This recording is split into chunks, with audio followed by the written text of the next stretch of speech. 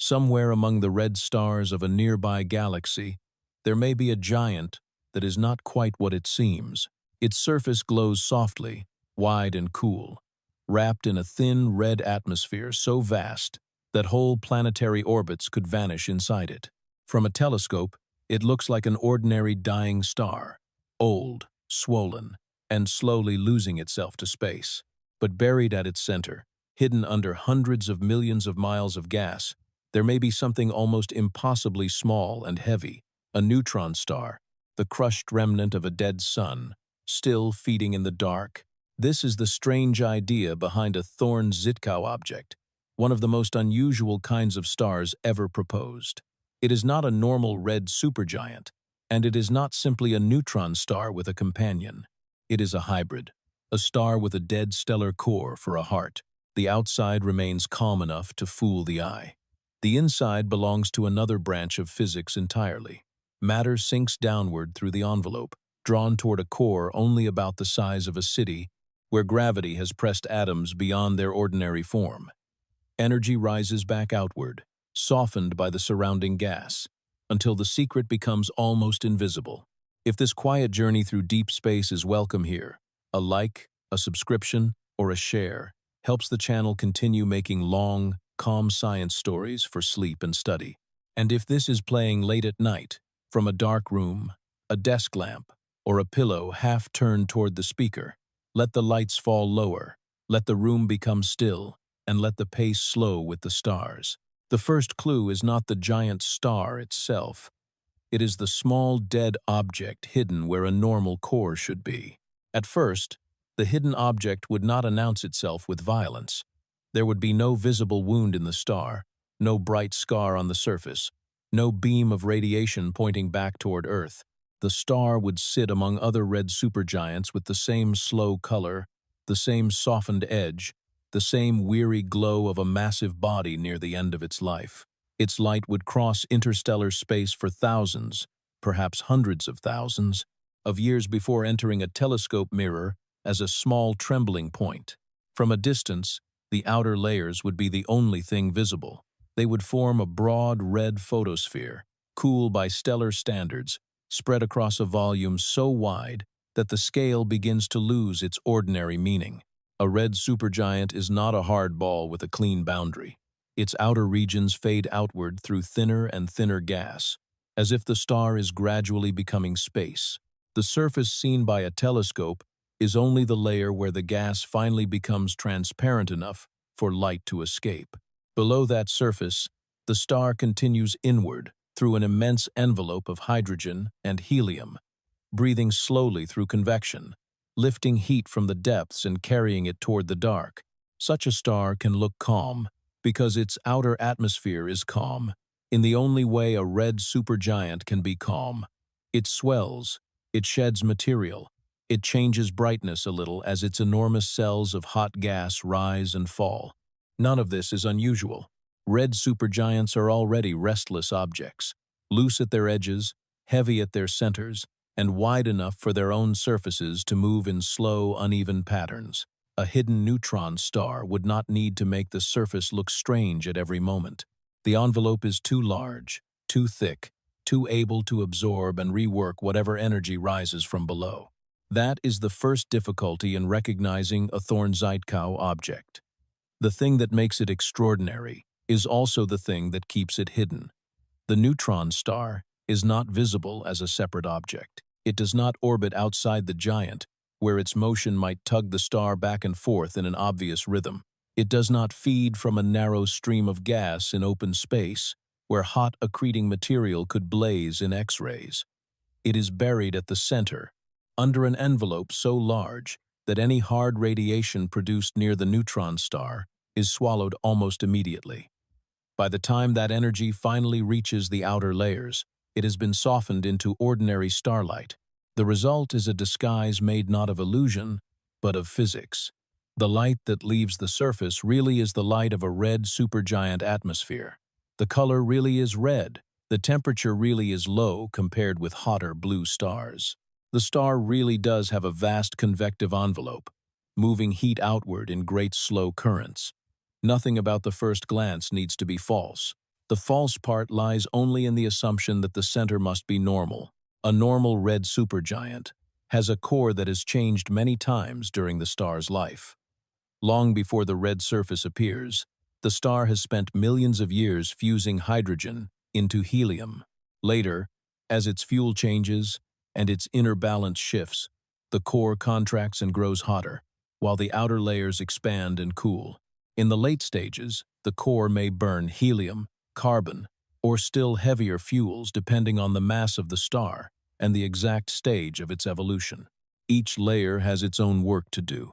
The star becomes something like a set of shells, each one shaped by pressure, temperature, and gravity. In a Thorne Zytkow object, that central arrangement has been disturbed in the most extreme possible way. The ordinary core has either been replaced or overwhelmed by a neutron star, a stellar remnant so compact that its size belongs to the scale of cities, while its mass belongs to the scale of suns. Around it, the giant envelope remains. Above it, the red atmosphere still glows. The surface does not need to know the details of the object at the center in any simple way. The envelope responds to energy, pressure, and motion, not to the name of the thing producing them. This is why the idea can feel so difficult at first. A star is usually imagined as a continuous body, one structure from surface to core, each layer part of a single history. A Thorne Zytkow object breaks that picture. It is the outer life of one star, wrapped around the dead core of another. It contains two histories occupying the same body. One history belongs to a massive star that swelled into a red giant envelope. The other belongs to a different massive star that already died in a supernova, leaving behind the neutron star that now sits in darkness at the center. The outside remembers one life. The inside remembers another. If such an object exists, it is not strange because it glows differently in the sky. It is strange because it almost does not. It hides among stars that already look old, swollen, and complex. It wears the same red color as its neighbors. It can occupy the same region of a color magnitude diagram, the chart astronomers use to place stars by brightness and temperature. It can have roughly the same luminosity as a normal supergiant of similar size.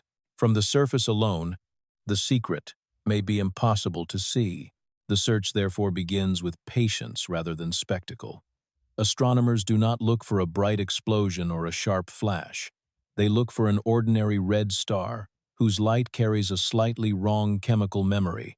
Every element in a stellar atmosphere leaves narrow marks in the spectrum, taking away specific colors from the light as it passes through the gas above the photosphere. Sodium leaves one kind of pattern, calcium leaves another. Lithium, rubidium, and molybdenum each leave their own small signatures, not visible in a simple image, but present in the spread-out rainbow of a high-resolution spectrum. A telescope image can show where the star is.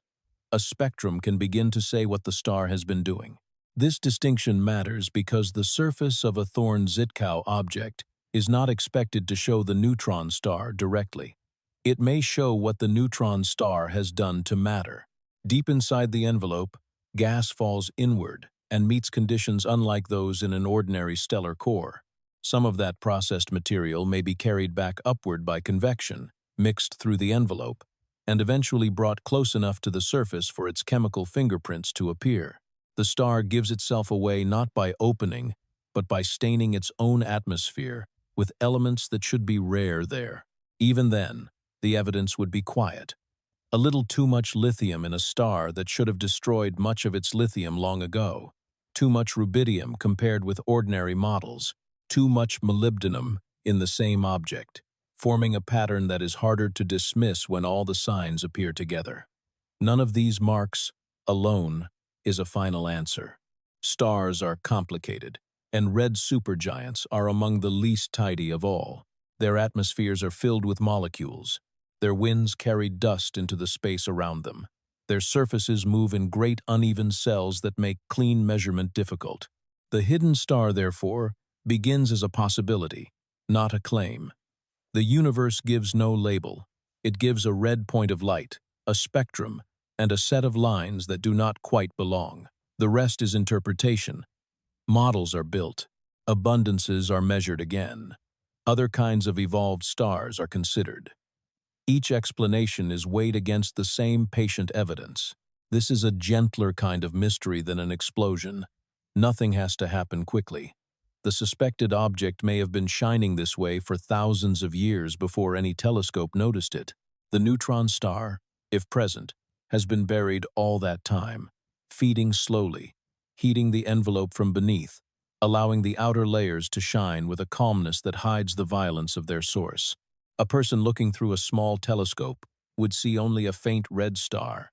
The deeper story would be contained in light too narrow for the eye to separate. There is something fitting about that. The most extreme object in the system would also be the least visible. The tiny neutron star would hold a mass greater than the sun and yet occupy none of the image. The huge envelope would contain comparatively thin gas and yet dominate everything seen. Size would hide density. Red light would hide nuclear fire. A dying star would hide the remains of a star already dead. In the silence between those two facts, the whole object becomes easier to approach, not as a monster star, and not as a mistake in nature, but as a layered outcome of ordinary laws, pushed into an unusual arrangement. Gravity does what gravity always does. Gas falls where pressure allows it to fall. Heat moves outward when it can. At the surface, photons escape through a red atmosphere and carry away only the last, cooled version of events that began far below. The star is not lying. It is simply too large to reveal its center all at once. So the journey begins at the outside, with the part that can be seen. A broad red glow, a slow wind of gas, a spectrum crossed by thin, dark lines. Beneath that quiet surface, the first real question waits in matter, compressed beyond the life of atoms. This is the doorway into the whole idea.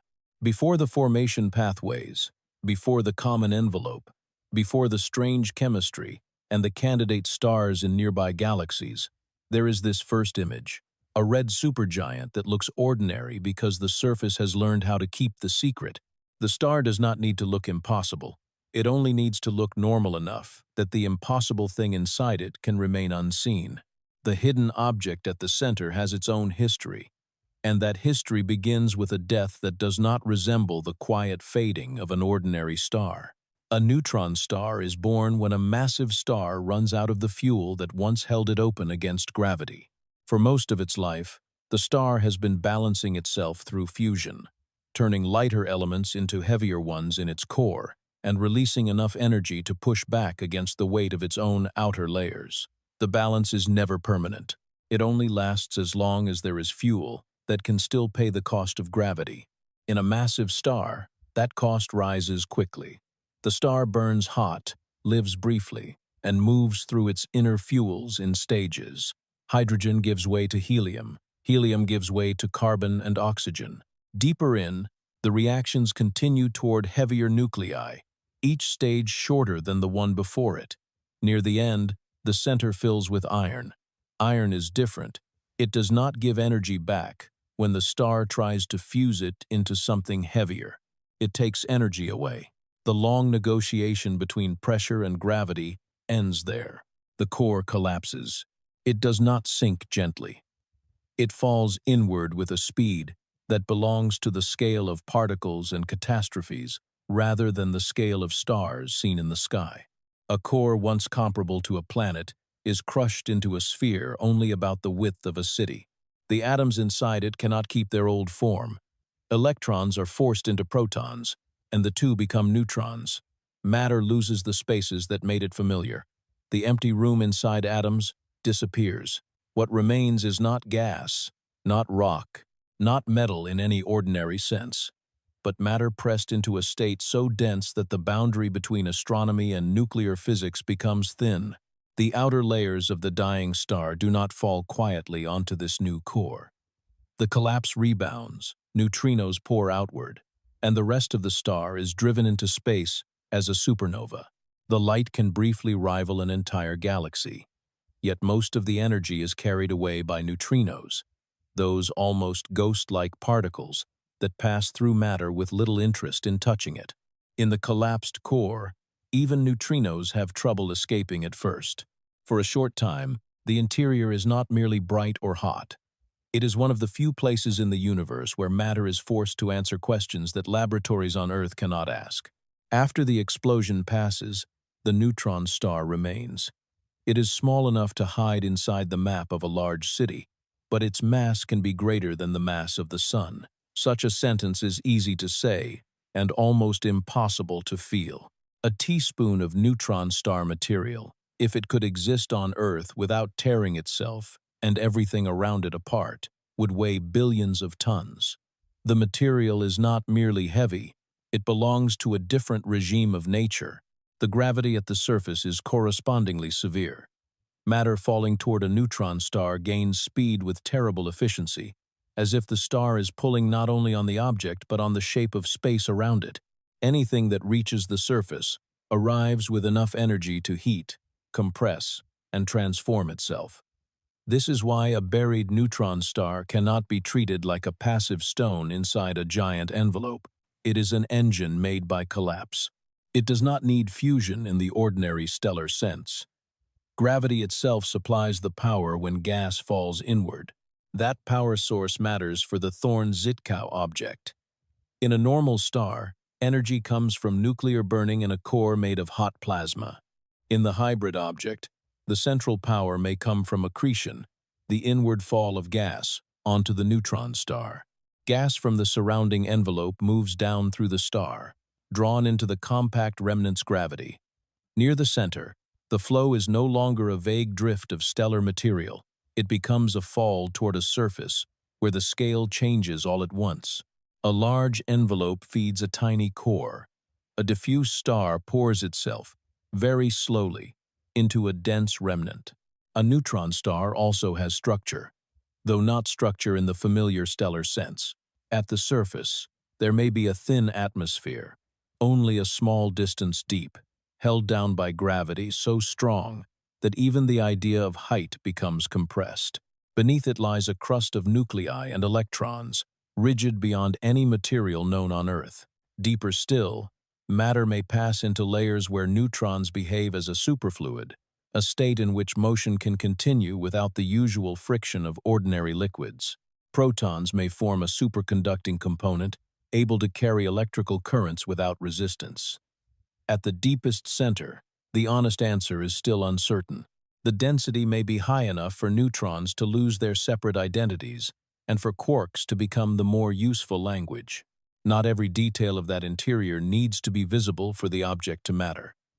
In a Thorne Zytkow object, the buried neutron star is important because of what it does to the gas arriving from above. The surface of the remnant is not an ordinary furnace. It is a place where incoming hydrogen and helium-rich material can be compressed and heated under conditions far removed from normal stellar cores. The reactions that occur there do not follow the slow, layered burning that builds the interior of a massive star. They follow paths shaped by rapid captures, decay, and interruption, because the processed material may be carried away before the sequence can finish. The first step, though, is simply the fall. Matter in the envelope does not know that it is part of a strange hybrid star. It follows gradients of pressure and gravity. Some of it circulates in convection. Some sinks. Near the center, a fraction reaches the neutron star's influence and begins to accelerate inward. The gas heats as it is compressed. It loses its old chemical calm. When it finally reaches the region where nuclear processing can begin, it has entered an environment that no normal red supergiant core can offer. This is the quiet source of the paradox. A neutron star is violent in its physical conditions, but it can be hidden inside something whose surface changes slowly. The surface does not show the fall directly. The envelope stands between the central engine and the telescope. X-rays that might escape from a neutron star in an ordinary binary system are absorbed before they can travel outward. High-energy photons are scattered, thermalized, and re-emitted as lower-energy light. The envelope edits the message. By the time the signal reaches space, the star looks red and cool. The same concealment makes the neutron star difficult to prove. Its gravity cannot be measured directly from outside the envelope in any simple way. Its spin, if it still spins rapidly, is hidden. Its magnetic field, even if strong, is buried under gas too deep for a clean pulsar beam to escape. A normal neutron star can sometimes announce itself across the galaxy as a lighthouse of radiation. This one, if it sits at the center of a red supergiant, is muffled. The surrounding star turns a compact object's sharp voice into the soft thermal glow of an aging giant. Yet the muffling is not complete. Energy cannot disappear. Matter cannot fall inward without leaving consequences. The neutron star changes the star around it by feeding heat into the bottom of the envelope and by altering the composition of material that circulates near the center. The effects are not written on the surface as a bright wound. They are written more faintly, in the way the envelope stays inflated, in the way convection carries processed material outward, and in the chemical pattern that may appear in the atmosphere after enough time has passed.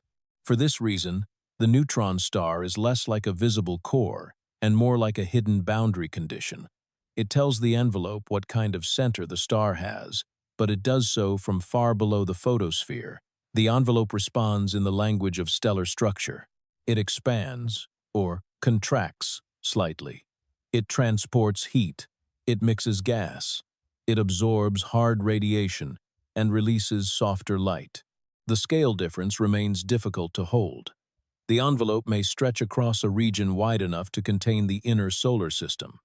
The neutron star at its center may span only a few tens of kilometers. That mismatch gives the hybrid object its strange calm. The source is concentrated, but the envelope is vast. The violence is local, but the visible surface is distant. There is also a limit hidden in that calm. A neutron star cannot accrete forever without consequence. As gas settles onto it, its mass increases. If it grows beyond the maximum mass that neutron star matter can support, the remnant can no longer resist collapse. A Thorne Zytkow object may therefore be temporary, not because its envelope must explode at once, but because the heart inside it may eventually become too heavy to remain a neutron star. The end could be a collapse into a black hole, hidden first in the same deep interior that hid everything else. That possibility belongs later in the journey. For now, the important point is simpler and stranger. The central object is not just a dense seed placed inside a larger star. It is a former stellar corpse acting as a power source, a nuclear processing site, and a gravitational sink. It changes the meaning of the giant around it, without necessarily changing its first appearance. The next part of the picture is the envelope itself. Without the red supergiant's vast and diffuse outer body, the neutron star could not remain hidden. The secret needs a covering large enough to absorb energy, soften radiation, and carry heat outward slowly. The dead core explains the power at the center. The giant envelope explains why that power can look, from far away, like a quiet red star nearing the end of its life. The envelope that hides the neutron star is not a shell in the simple sense.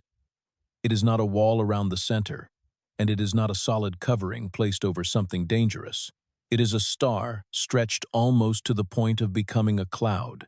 A red supergiant can be so wide that its outer layers would reach beyond the orbit of Mars if the star were placed where the sun is. Some grow wider still, carrying their faint red surfaces out toward the space where Jupiter would move.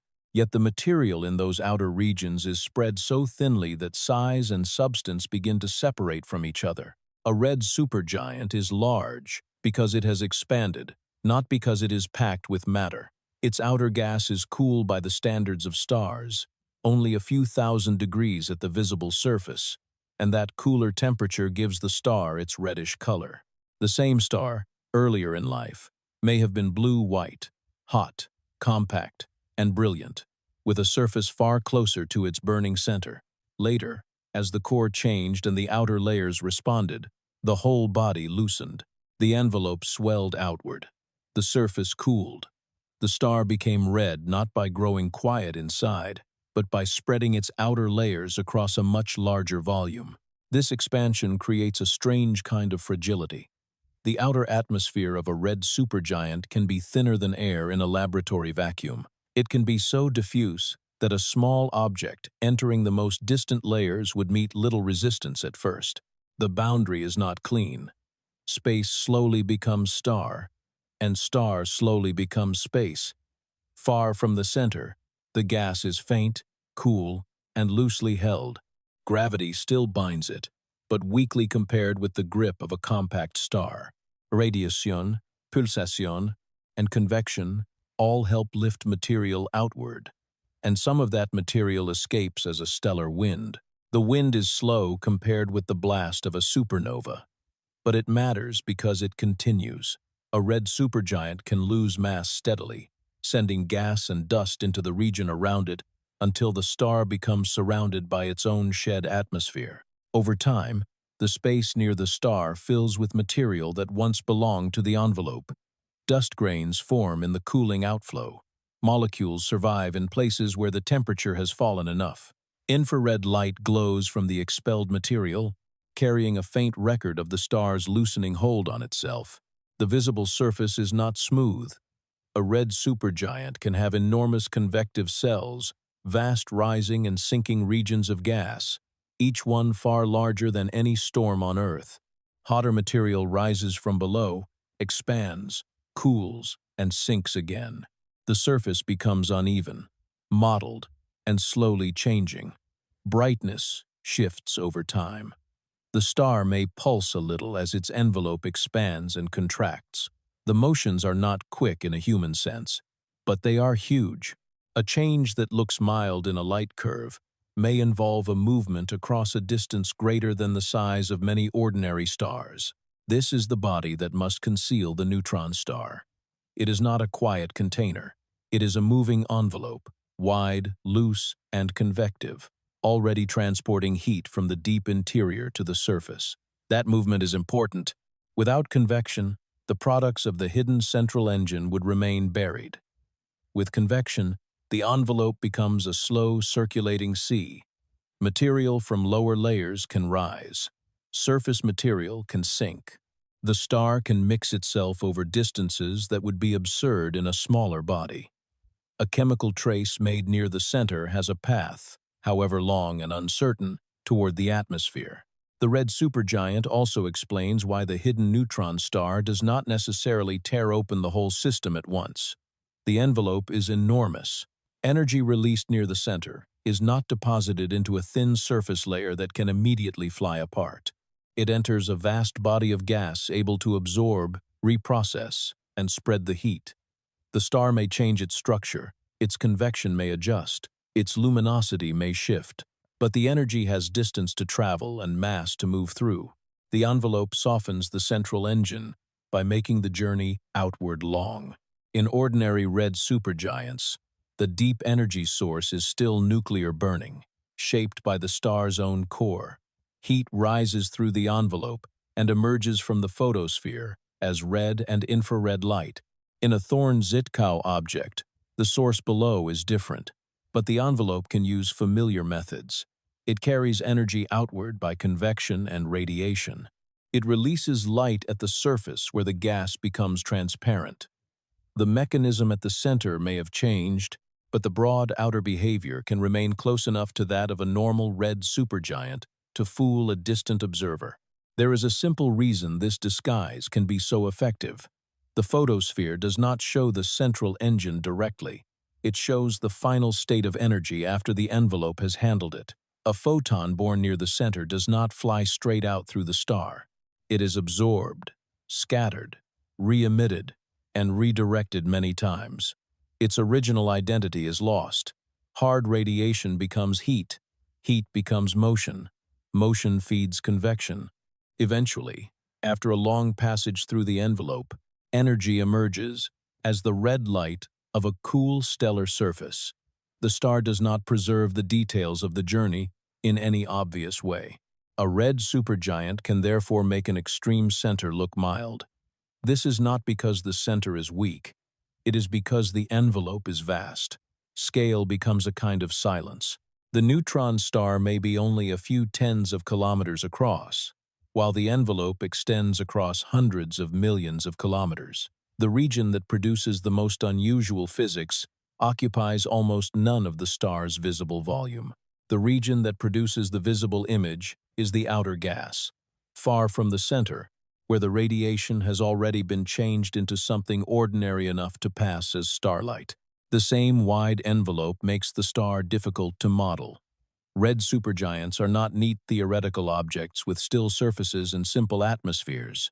Their outer layers contain molecules that create crowded absorption patterns in their spectra. Titanium oxide, water vapor, and carbon monoxide can leave broad marks that overlap with the smaller lines used to measure individual elements. Their winds can place extra gas and dust around them. Their convection changes surface temperature from place to place. A measurement of chemistry in such a star is never as clean as a measurement from a hotter, simpler atmosphere. This matters because the Thorne Zytkow object hides in exactly this messy class of stars. It does not choose an easy disguise. It chooses a body where ordinary uncertainty already exists. A red supergiant can have unusual brightness changes without being exotic. It can have a dusty wind without containing a neutron star.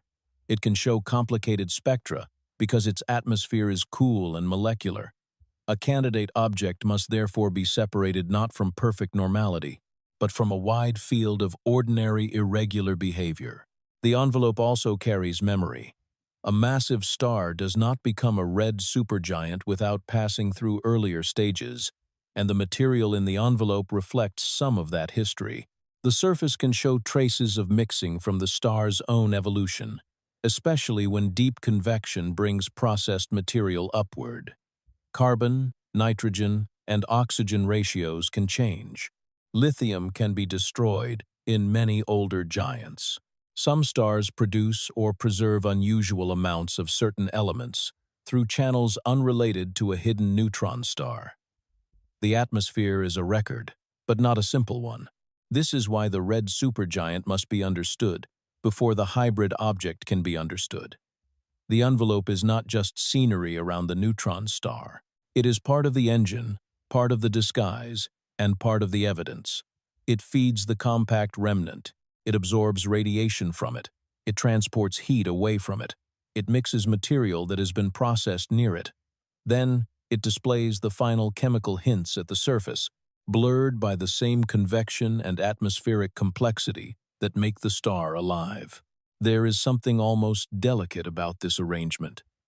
The object depends on a balance between extremes. If the envelope is too loosely held, energy from the inspiraling neutron star may eject it into space before a stable hybrid can form. If the central accretion becomes too strong, the star may not survive in a quiet state. If the mixing is too weak, the chemical products may never reach the atmosphere in detectable amounts. If the mixing is too strong or too tangled, the signal may be spread until interpretation becomes difficult. The red supergiant must be both covering and pathway, shield and messenger. Seen this way, the giant made of thin fire is not the passive half of the system. It is the reason the object can exist as a star rather than only as a collision. It gives the neutron remnant enough material to feed on, enough volume to hide inside, and enough slow circulation to carry a whisper of the center outward. Without the red supergiant, the neutron star would announce itself sharply in X-rays or radio pulses. Inside the envelope, it is forced into another language. That language is red light, slow wind, and chemical trace. The next step is to understand how two such unlike things ever come together. A neutron star does not begin its life at the center of a red supergiant. It must arrive there through the history of two stars bound by gravity, each aging at its own pace, each changing the fate of the other. The red envelope can hide the secret only after the secret has been swallowed. The swallowing of the neutron star begins long before the red envelope exists. It begins in a pair of massive stars, born from the same cold cloud, forming close enough together that gravity binds their lives into one system. They do not need to touch. They do not need to exchange material at first. It is enough that each star feels the pull of the other. moving around a shared center of mass through millions of years of burning. Massive stars often live this way.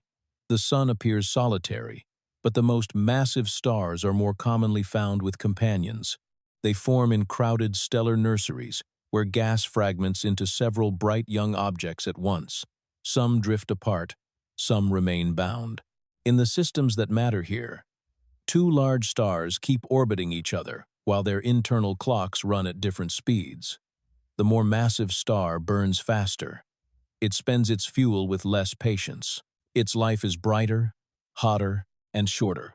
For a time, the pair may look stable.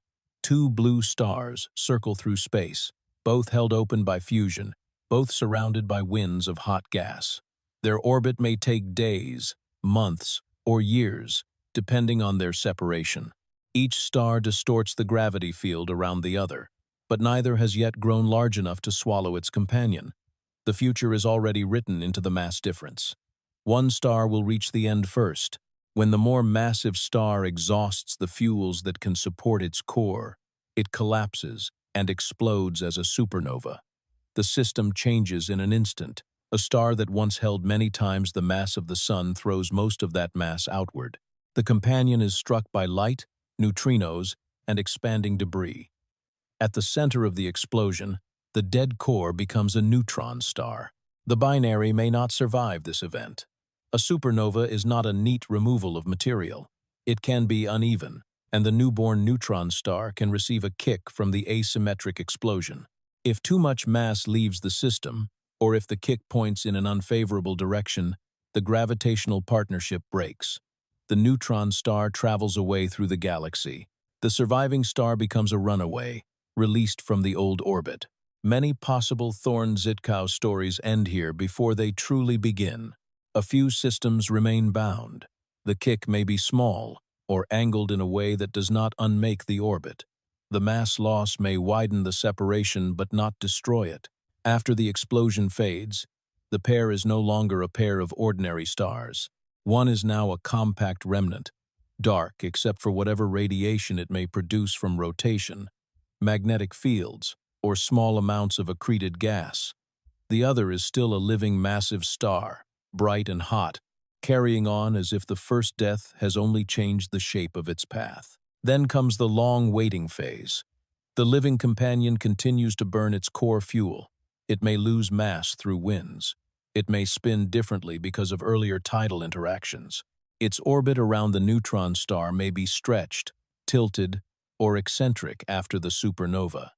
For thousands or millions of years, little about the system may appear dramatic. The neutron star circles in the dark. The companion shines. The companion is massive enough that its own end approaches. As hydrogen in the core becomes exhausted, the core contracts and grows hotter. The outer layers respond by expanding. The star moves away from its earlier compact form. It cools at the surface. It reddens.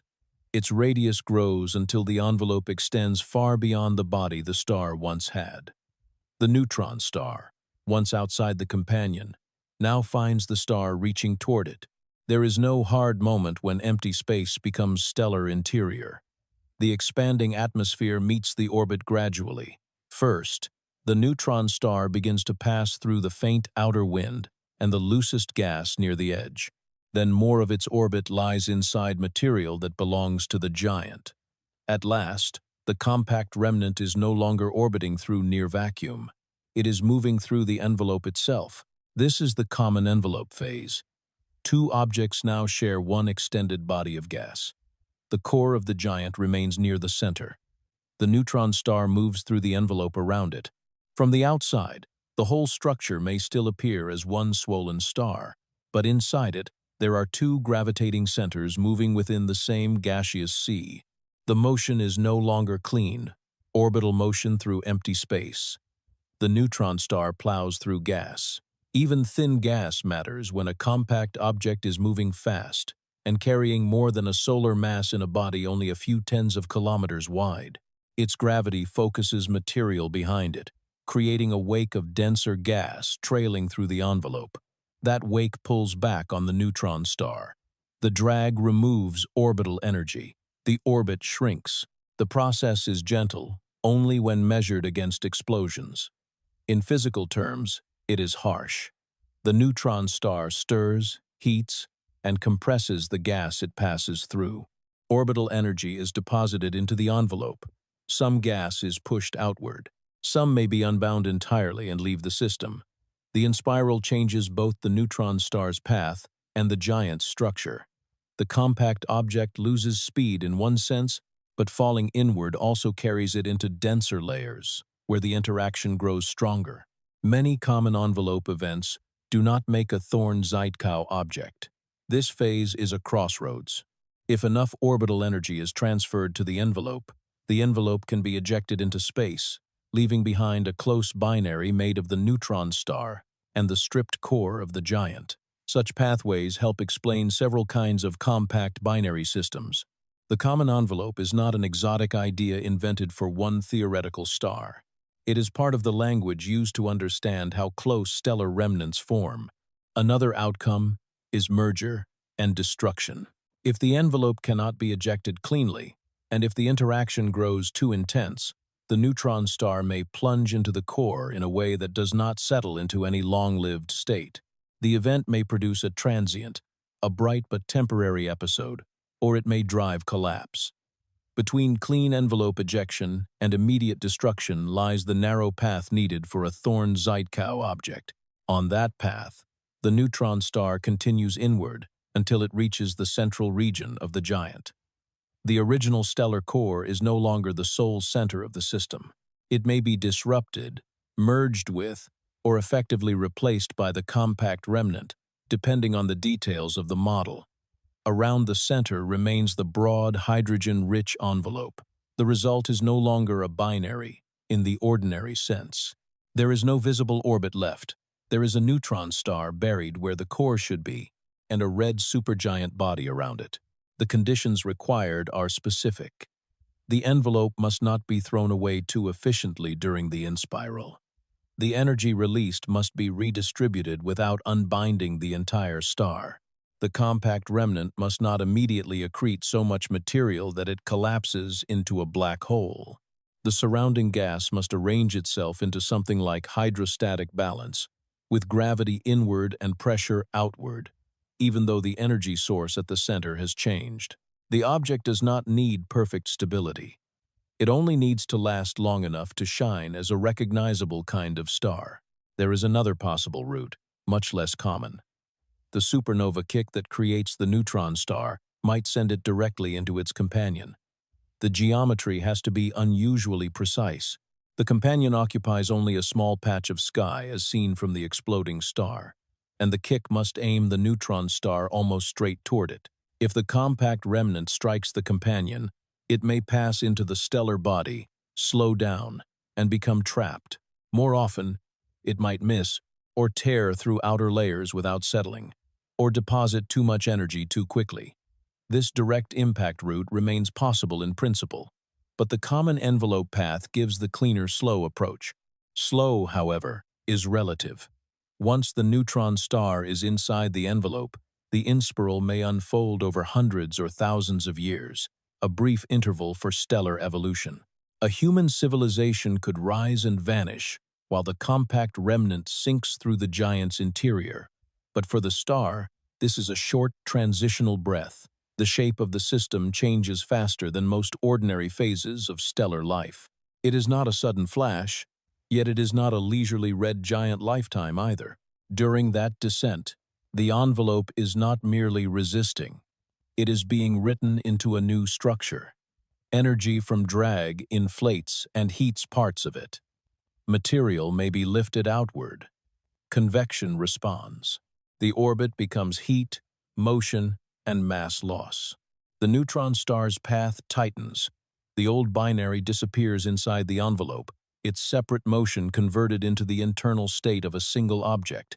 By the time a Thorne Zytkow object has formed, if it forms, the original story has become hard to reconstruct from the outside. There may be no companion visible. There may be no orbit to measure. The evidence of the first supernova is long dispersed into interstellar space. The common envelope phase may have left only a red star with a strange center, and an altered chemical future. This is part of what makes the object so difficult to prove. Its formation erases many of the clues that would explain it. The binary history is swallowed along with the neutron star. What remains is an apparently single red supergiant, moving through space with no simple sign that it was once two stars bound together through death, expansion, drag, and merger. The image is quiet when seen from far away. Inside it, the sequence is anything but simple. A massive star dies, a binary survives, a companion expands, a neutron star enters the envelope. Drag draws it inward. Energy tries to eject the gas, but not all of it escapes.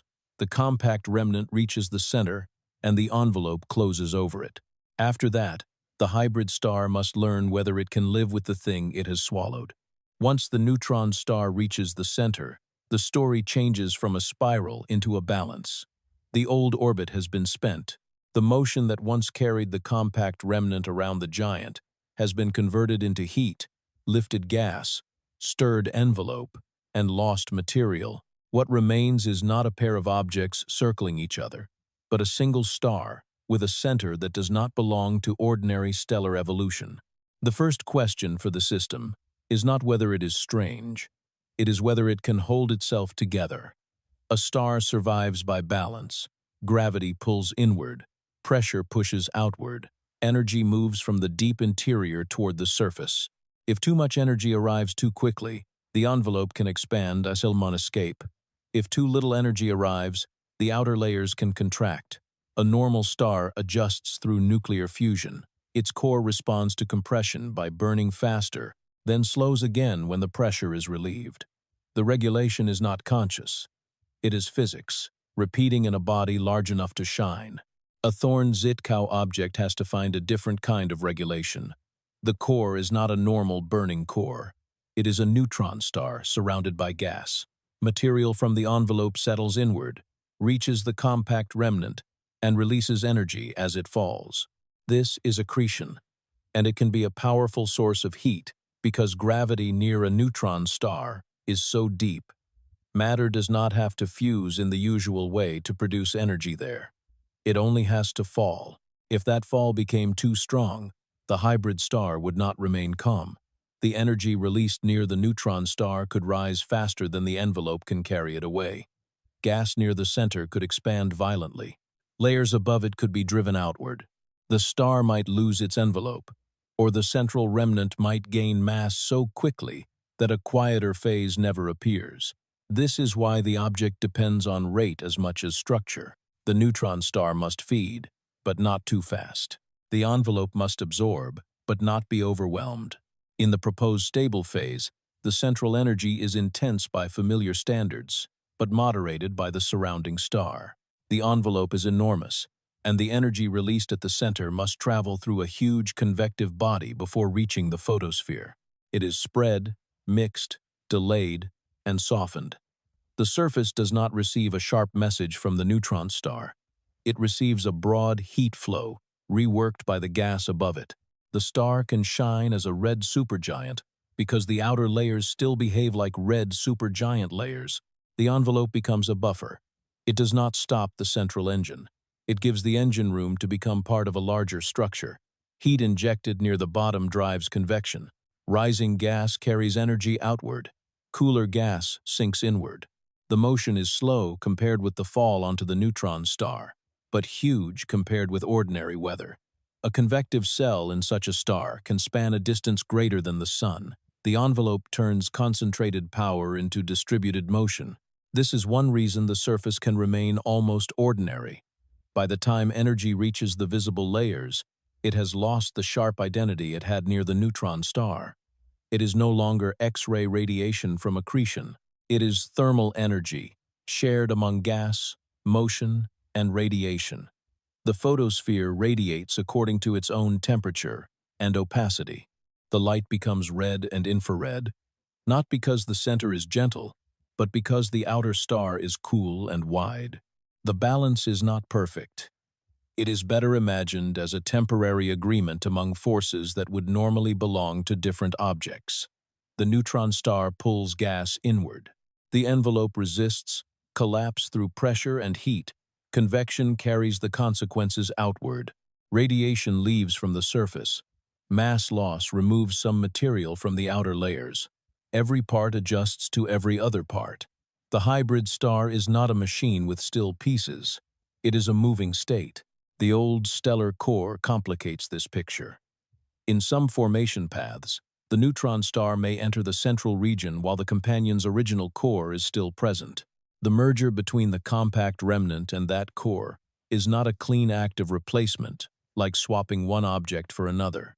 Gas, degenerate material, orbital energy, and nuclear burning layers can interact in ways that models struggle to simplify. Some calculations treat the neutron star as settling into the center of the envelope after the original core has been disrupted. Others examine whether the energy released during this final plunge ejects too much material for a quiet object to remain. The details are still being worked out. That uncertainty does not weaken the idea. It is part of the idea. A Thorne Zytkow object sits at the edge where stellar evolution and compact object physics overlap. The normal equations for a red supergiant must be joined to the conditions around a neutron star. Convection, accretion, nuclear reactions, neutrino losses, and envelope structure all matter at once. Change one assumption, and the same system may survive, shed its envelope, or collapse into something else. The star lives in a narrow corridor between outcomes. In that corridor, the neutron star is hidden not only from telescopes, but from the simple categories used to describe stars. It is not a core in the ordinary sense, because it is not made of stellar plasma, burning through layered fuels. It is not an external companion, because no clean orbit separates it from the envelope. It is not a black hole, at least not yet. It is a dense remnant at the center of a living stellar body, receiving material from above and returning energy to the star that covers it. The red supergiant envelope may adjust by expanding slightly. It may become more luminous than a comparable star in some models. Its internal temperature structure may differ from that of a normal red supergiant. Yet these differences are not guaranteed to stand out in a simple image. Red supergiants already vary. They already lose mass. They already carry enormous convective surfaces. A small shift in luminosity or radius may not be enough to identify the object unless the comparison sample is well understood. This is why the chemical clue becomes so important later. The structure alone can hide.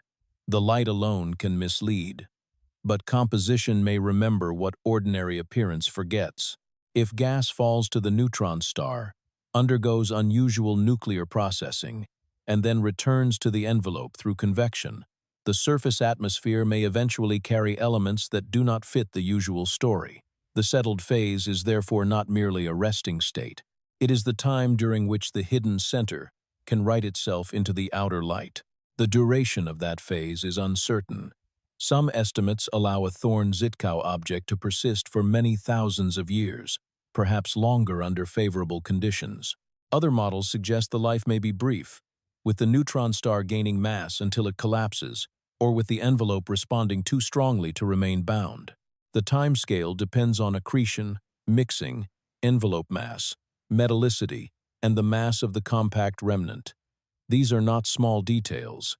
They decide whether the object is a rare but observable star, or a transitional moment that passes almost before a galaxy has time to notice. Even a brief life can matter. Astronomy often studies objects that exist for only a short part of stellar time. Supernova remnants fade. Massive stars pass quickly through late-burning stages. Common envelope phases themselves may be short and poorly observed.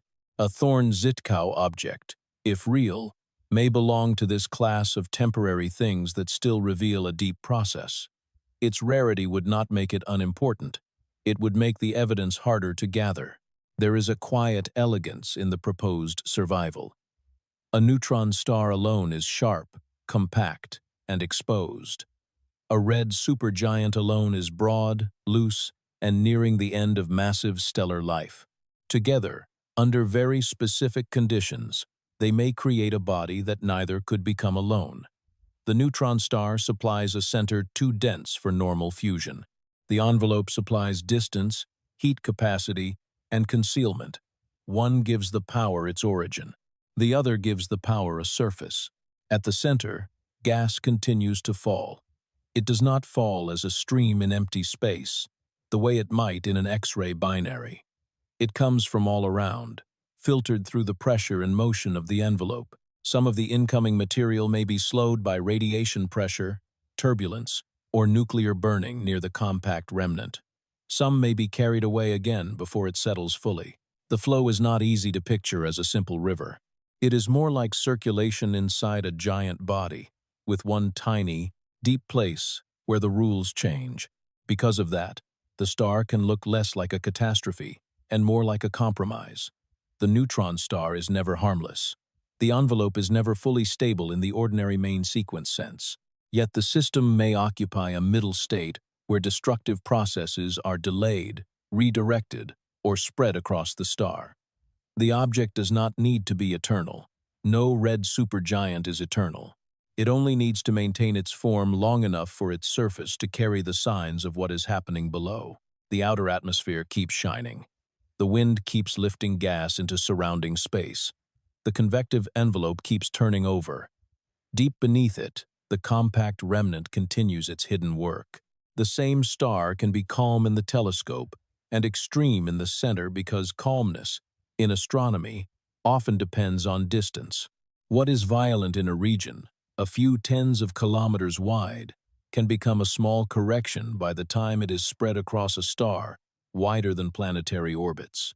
This settled phase is the heart of the Thorne Zytkow idea, not the moment of swallowing, and not the final fate, but the strange interval after the merger, when the object might pass for a red supergiant, while powered by something else. It is here that the hybrid nature becomes most complete. The binary has vanished. The envelope remains. The neutron star is buried. The system has become one body with two histories. From the outside, there is red light. From the inside, there is falling matter, buried radiation, and a compact heart trying to remain just below the threshold where it would become something darker. The balance may last. It may fail. But while it holds, the star becomes a quiet answer to an unlikely question, not whether a neutron star can destroy a giant, but whether a giant can hide one long enough for its chemistry to change. The chemistry of a Thorne Zytkow object begins where ordinary stellar chemistry begins to fail. In a normal red supergiant, the surface tells a long but familiar story. It carries material from the cloud that formed the star, altered slowly by mixing, nuclear burning, mass loss, and age. Some elements become more common at the surface as the star evolves. Some are depleted. The patterns can be complex, but they belong to known stellar processes. A neutron star at the center changes the story. It gives the envelope a place where gas can encounter conditions far beyond those in a normal stellar core. The incoming material is mostly hydrogen and helium, with traces of heavier elements mixed through it. In the envelope, this gas is part of the wide red star. Near the compact remnant, it enters a region where gravity compresses it, heats it, and makes its nuclei available for reactions that would not occur in the same way anywhere else in the giant. This is not the slow-burning shell structure of an ordinary massive star. It is not hydrogen fusion in a quiet main sequence core, nor helium burning in a later layer, nor the step-by-step building of carbon, neon, oxygen, silicon, and iron. Near the neutron star, matter falls into a much harsher environment. Protons can be captured rapidly by existing nuclei. Unstable nuclei can decay. More protons can be captured again. A chain begins, moving through nuclear species faster than the usual slow neutron capture processes that enrich many old stars. The broad name for one version of this is the rapid proton capture process. In other settings, it can occur during brief explosive episodes on the surface of neutron stars in binary systems, where hydrogen-rich material from a companion accumulates and burns in flashes. In a Thorne Zytkow object, the process is stranger Because the neutron star is buried inside a convective stellar envelope. The burning products are not simply left in place. They can be lifted away, mixed upward, and cooled before the reaction path completes. The process is interrupted by the motion of the star around it. That interruption matters. Nuclear reactions are pathways, not just destinations. If a sequence continues under high temperature long enough, it may build one pattern of elements. If the same sequence is cut short, and the material is carried into cooler layers, a different pattern appears. The envelope is not only feeding the neutron star, it is stealing some of the processed material back from the deepest region and sending it upward through the giant. The surface may eventually receive the unfinished signature of a hidden furnace. One important trace is lithium. Lithium is fragile inside stars. In many stellar interiors, it is destroyed at temperatures far lower than those needed for the main fuels of stellar life. As a star ages and its convective layers deepen, surface material can be carried downward into regions hot enough to burn lithium away. For many old giant stars, a low lithium abundance is expected. A red supergiant with too much lithium is therefore a star that has to be explained. In the hybrid object, lithium can be produced indirectly. Near the hot inner regions, reactions may create beryllium-7, an unstable isotope. If that beryllium remains too long in the heat, it may be destroyed or changed further. But if convection carries it upward fast enough, away from the most severe temperatures, it can decay into lithium-7 in cooler layers. The lithium then survives long enough to appear in the atmosphere. The key is not only making the isotope, it is moving it to safety before the star destroys it. This gives the star a chemical rhythm. Downward flow brings fresh fuel toward the neutron star. Nuclear processing near the compact remnant creates unstable products. Upward convection carries some of those products into cooler parts of the envelope. Decay and survival occur during the journey. After enough mixing, the outer atmosphere gains lithium that does not fit the usual expectation for such an evolved massive star. The surface becomes a record of transport as much as creation. Rubidium offers another clue. It is heavier than lithium and arises through different nuclear pathways. In many evolved stars, rubidium can be associated with neutron capture processes, especially in asymptotic giant branch stars, where slow neutron capture builds heavier elements over time. But the pattern predicted for a Thorne Zytkow object is not simply ordinary slow enrichment. Rapid proton captures and interrupted burning near the neutron star can favor unusual abundances, placing rubidium in the atmosphere in amounts that may stand apart from normal red supergiant evolution. Molybdenum is part of the same quiet signature. It is not an element expected to become strongly enhanced at the surface of an ordinary red supergiant through simple late-stage evolution. If molybdenum appears together with high lithium and high rubidium, the combination becomes harder to dismiss as chance. Each element alone might be explained by some special history. A star could have unusual lithium for one reason. It could show a heavy element anomaly for another. The pattern matters because the hidden neutron star does not leave one mark. It may leave a family of marks. The idea is delicate because the surface abundance is the end of a long chain. First, the neutron star must accrete material at a rate that permits nuclear processing without destroying the envelope. Then, the right reactions must occur close to the compact remnant. Then, convection must carry the products outward before they are changed again. Then, the envelope must mix those products into layers that can influence the photosphere. Then the atmosphere must preserve lines strong enough for a distant spectrograph to measure. A small dark line in a spectrum may have begun as matter falling through the deepest part of a star. Spectroscopy is the method that makes this possible. A star's light, spread into a spectrum, carries narrow absences where atoms and ions have absorbed particular wavelengths. These lines are not decorative. They are the fingerprints of elements and physical conditions in the atmosphere. Lithium has its own set of lines. Rubidium has its own. Molybdenum has its own. Though measuring it in a cool, molecule-rich supergiant atmosphere can be difficult. The evidence is not a picture of the neutron star. It is a pattern in the light that the envelope allows to escape. The difficulty is that red supergiant spectra are crowded. Their cool atmospheres allow molecules to form, and those molecules absorb light across broad regions. Many lines overlap. The star's surface is uneven, with convective motions changing local temperatures and velocities. Dust and wind around the star may add further complications. Measuring abundance in such an object is an act of careful separation. One line must be distinguished from nearby lines. The strength of absorption must be translated into an amount of material. The model atmosphere used for that translation must match a star that is not simple. This is why the chemical fingerprint is powerful, but not absolute. It points. It does not, by itself, close the case. The same star must be compared with ordinary red supergiants, with super-asymptotic giant branch stars, with models of mixing and mass loss, and with the local chemical environment of the galaxy where it formed. A red star in a small companion galaxy of the Milky Way may begin with a different metallicity than a similar star in the Milky Way itself. The background abundance matters because an excess is always measured against an expectation.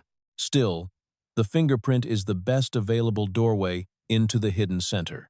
The neutron star cannot be seen directly. The X-rays are buried. The magnetic field is muffled. The orbit is gone. Chemistry remains because matter has memory.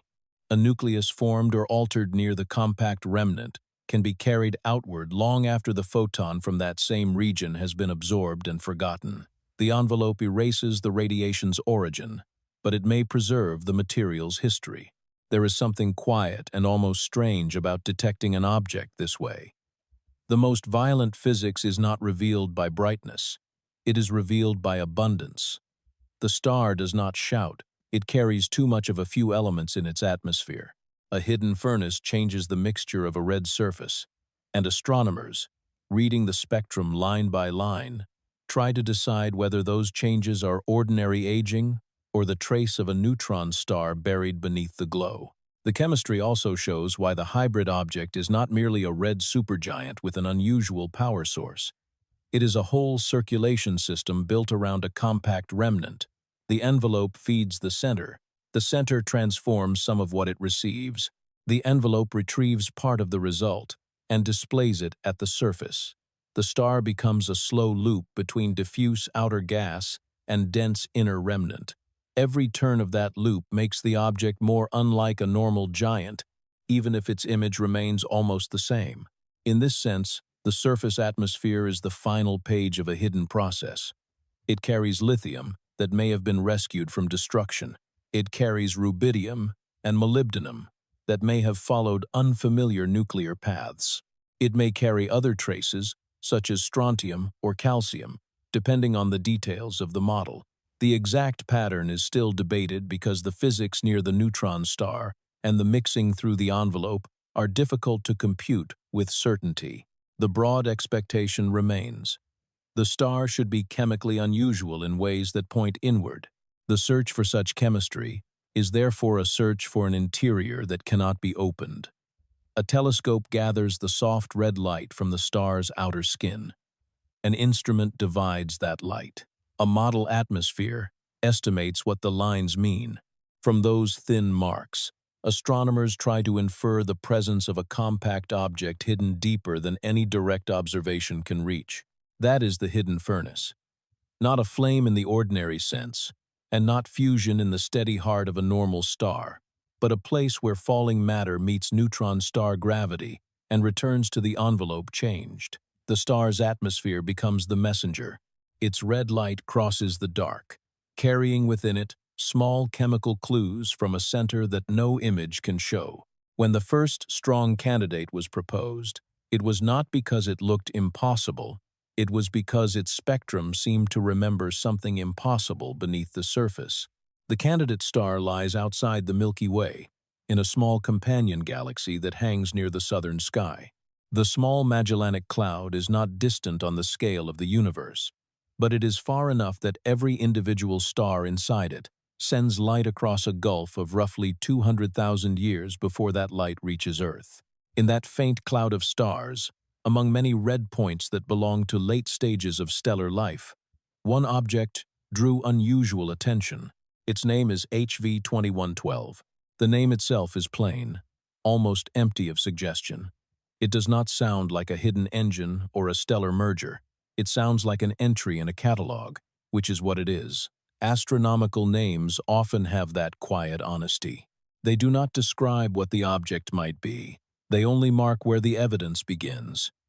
HV 2112 had been known as a variable star, a red luminous object whose brightness changed over time. Nothing about the name prepared it to become one of the strongest candidates for a Thorne Zytkow object. From an image alone, it would not look like an answer to a long theoretical question.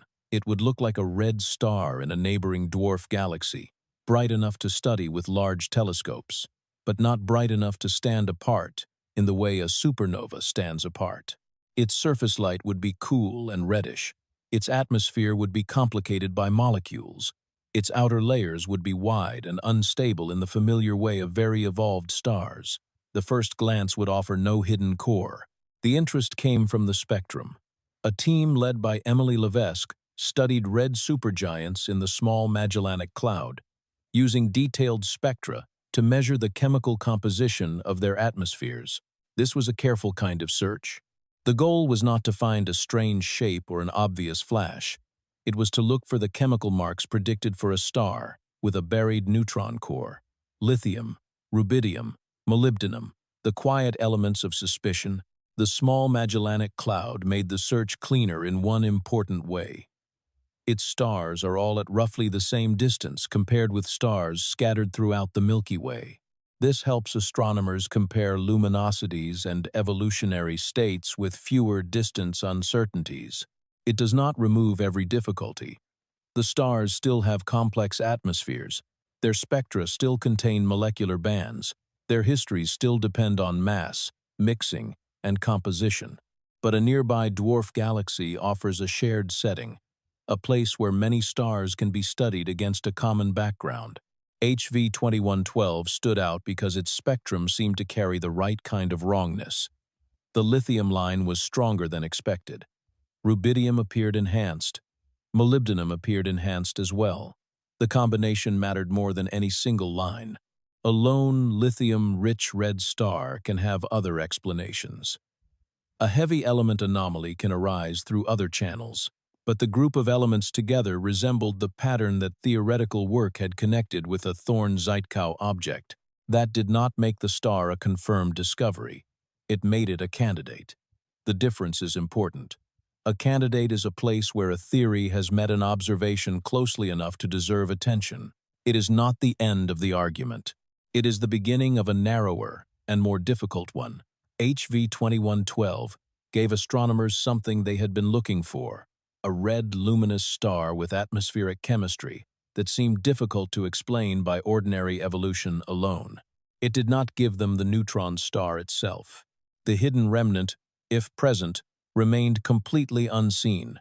No telescope could look through the envelope and photograph it. X-rays from accretion near the compact core, if produced, would be absorbed and reprocessed inside the star. A pulsar beam, if one existed, would not escape cleanly through the giant envelope. The evidence had to remain indirect.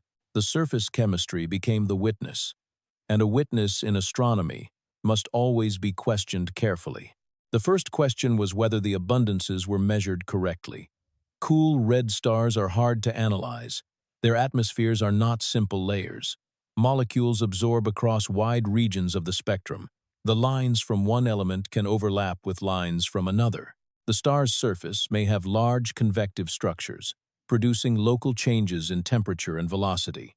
A model atmosphere must be chosen, and that model affects the abundance derived from the spectrum. The measurement is not a single act of reading. It is a chain of interpretation. The second question was whether HV 2112 was truly a red supergiant. This matters because a Thorne Zytkow object is expected to resemble a red supergiant, while another type of evolved star can sometimes imitate some of the same chemical signs. A super-asymptotic giant branch star can be luminous, cool, unstable, and chemically unusual. Such a star belongs to a late stage of evolution. For stars that are less massive than typical red supergiants, but still massive enough to undergo complex internal burning and deep mixing. It can produce lithium through hot bottom burning, where the base of the convective envelope becomes hot enough for nuclear reactions. If HV 2112 were a super-asymptotic giant branch star rather than a red supergiant, the chemical puzzle would look different. The lithium might be less surprising. Some heavy element behavior might be explained through neutron capture processes or other late-stage mixing. The object would still be interesting, but it might not require a neutron star hidden at its center. The same spectrum would lead to a different story. This is the soft edge of the mystery. The observation does not vanish when alternative explanations appear. The unusual lines remain. What changes is the interpretation placed around them. One model says the star may be a hybrid object with a compact remnant buried under a red envelope. Another says it may be an unusual but more conventional late-stage star, one whose chemistry is shaped by hot bottom burning and internal mixing rather than by accretion onto a neutron star. The light is the same. The interior is what changes in the models. Distance and luminosity become part of the argument. If the star belongs to the small Magellanic Cloud and has the expected distance, its brightness can place it in one region of evolved stellar behavior. If its motion or membership is questioned, or if its luminosity is revised, the classification can shift. A star that seems too luminous for one category may fit another when a parameter changes. Astronomy often turns on such careful measurements. A small change in distance, temperature, or extinction can move a star across a theoretical boundary. Later studies raised doubts about the original interpretation. Some analyses questioned whether the chemical enhancements were as unusual as first thought. Others examined whether the star's properties fit better with a super-asymptotic giant branch explanation. The debate did not erase HV 2112 from the story. It made the story more honest. The first strong candidate became not a trophy, but a test of how hard it is to prove that a star contains something hidden. There is a lesson in that. The universe does not always place its strangest objects in clean categories. A real Thorne Zytkow object, if one exists, may sit very close in appearance to other evolved stars that have their own complicated chemistry. A false candidate can still be useful because it shows exactly where the evidence must improve. It points to the kinds of lines that matter, the models that need refinement, and the uncertainties that cannot be ignored. HV 2112 also shows why the search cannot rely on one star alone. A single object carries too many possible histories. A better path is to study many red luminous stars in nearby galaxies, measuring the same chemical markers across a larger sample. If one object shows lithium, rubidium, and molybdenum in a pattern that is truly distinct from ordinary red supergiants and superasymptotic giant branch stars, the case becomes stronger.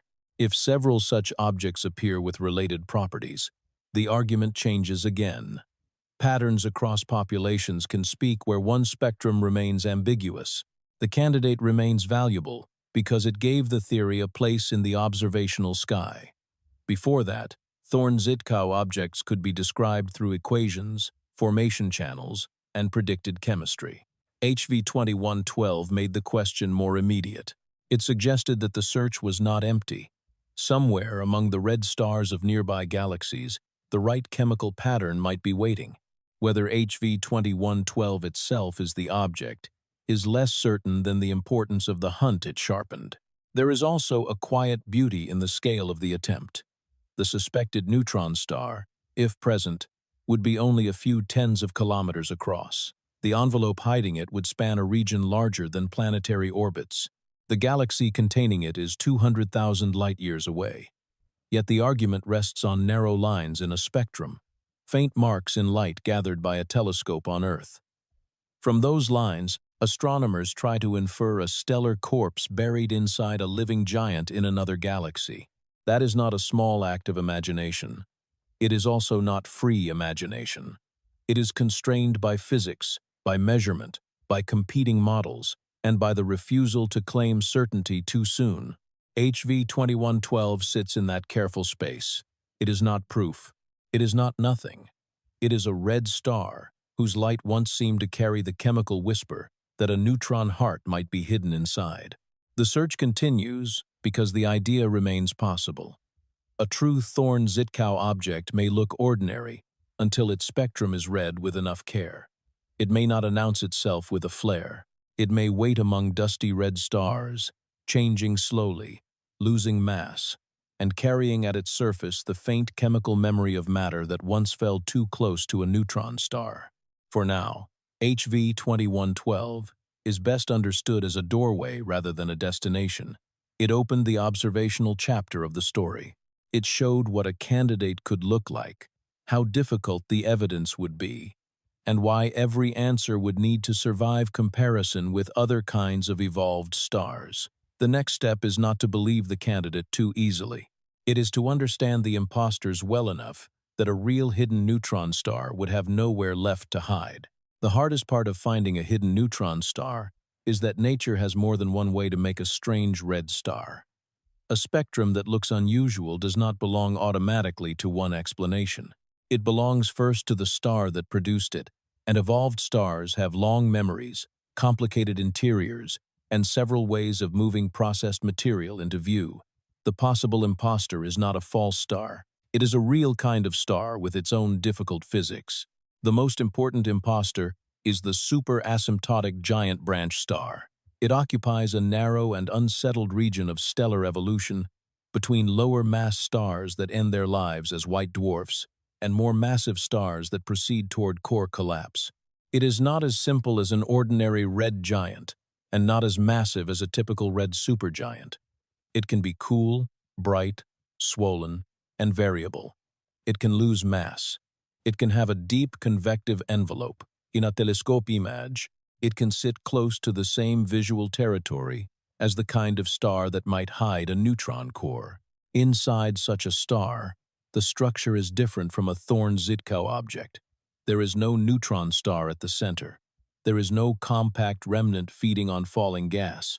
Instead, the star has an evolved core, often made mostly of oxygen, neon, and magnesium in the most massive examples, surrounded by burning shells and a large convective envelope. The physics is still ordinary stellar evolution, but ordinary does not mean simple. Near the end of life, the base of the convective envelope can reach temperatures high enough for nuclear reactions. This process is called hot bottom burning. Hot bottom burning is one reason the impostor problem is so difficult. In many stars, convection brings material from the surface downward only to regions that alter it slowly or destroy fragile nuclei. In a super-asymptotic giant branch star, the convective envelope can dip deep enough that its lower edge becomes a site of active nuclear processing.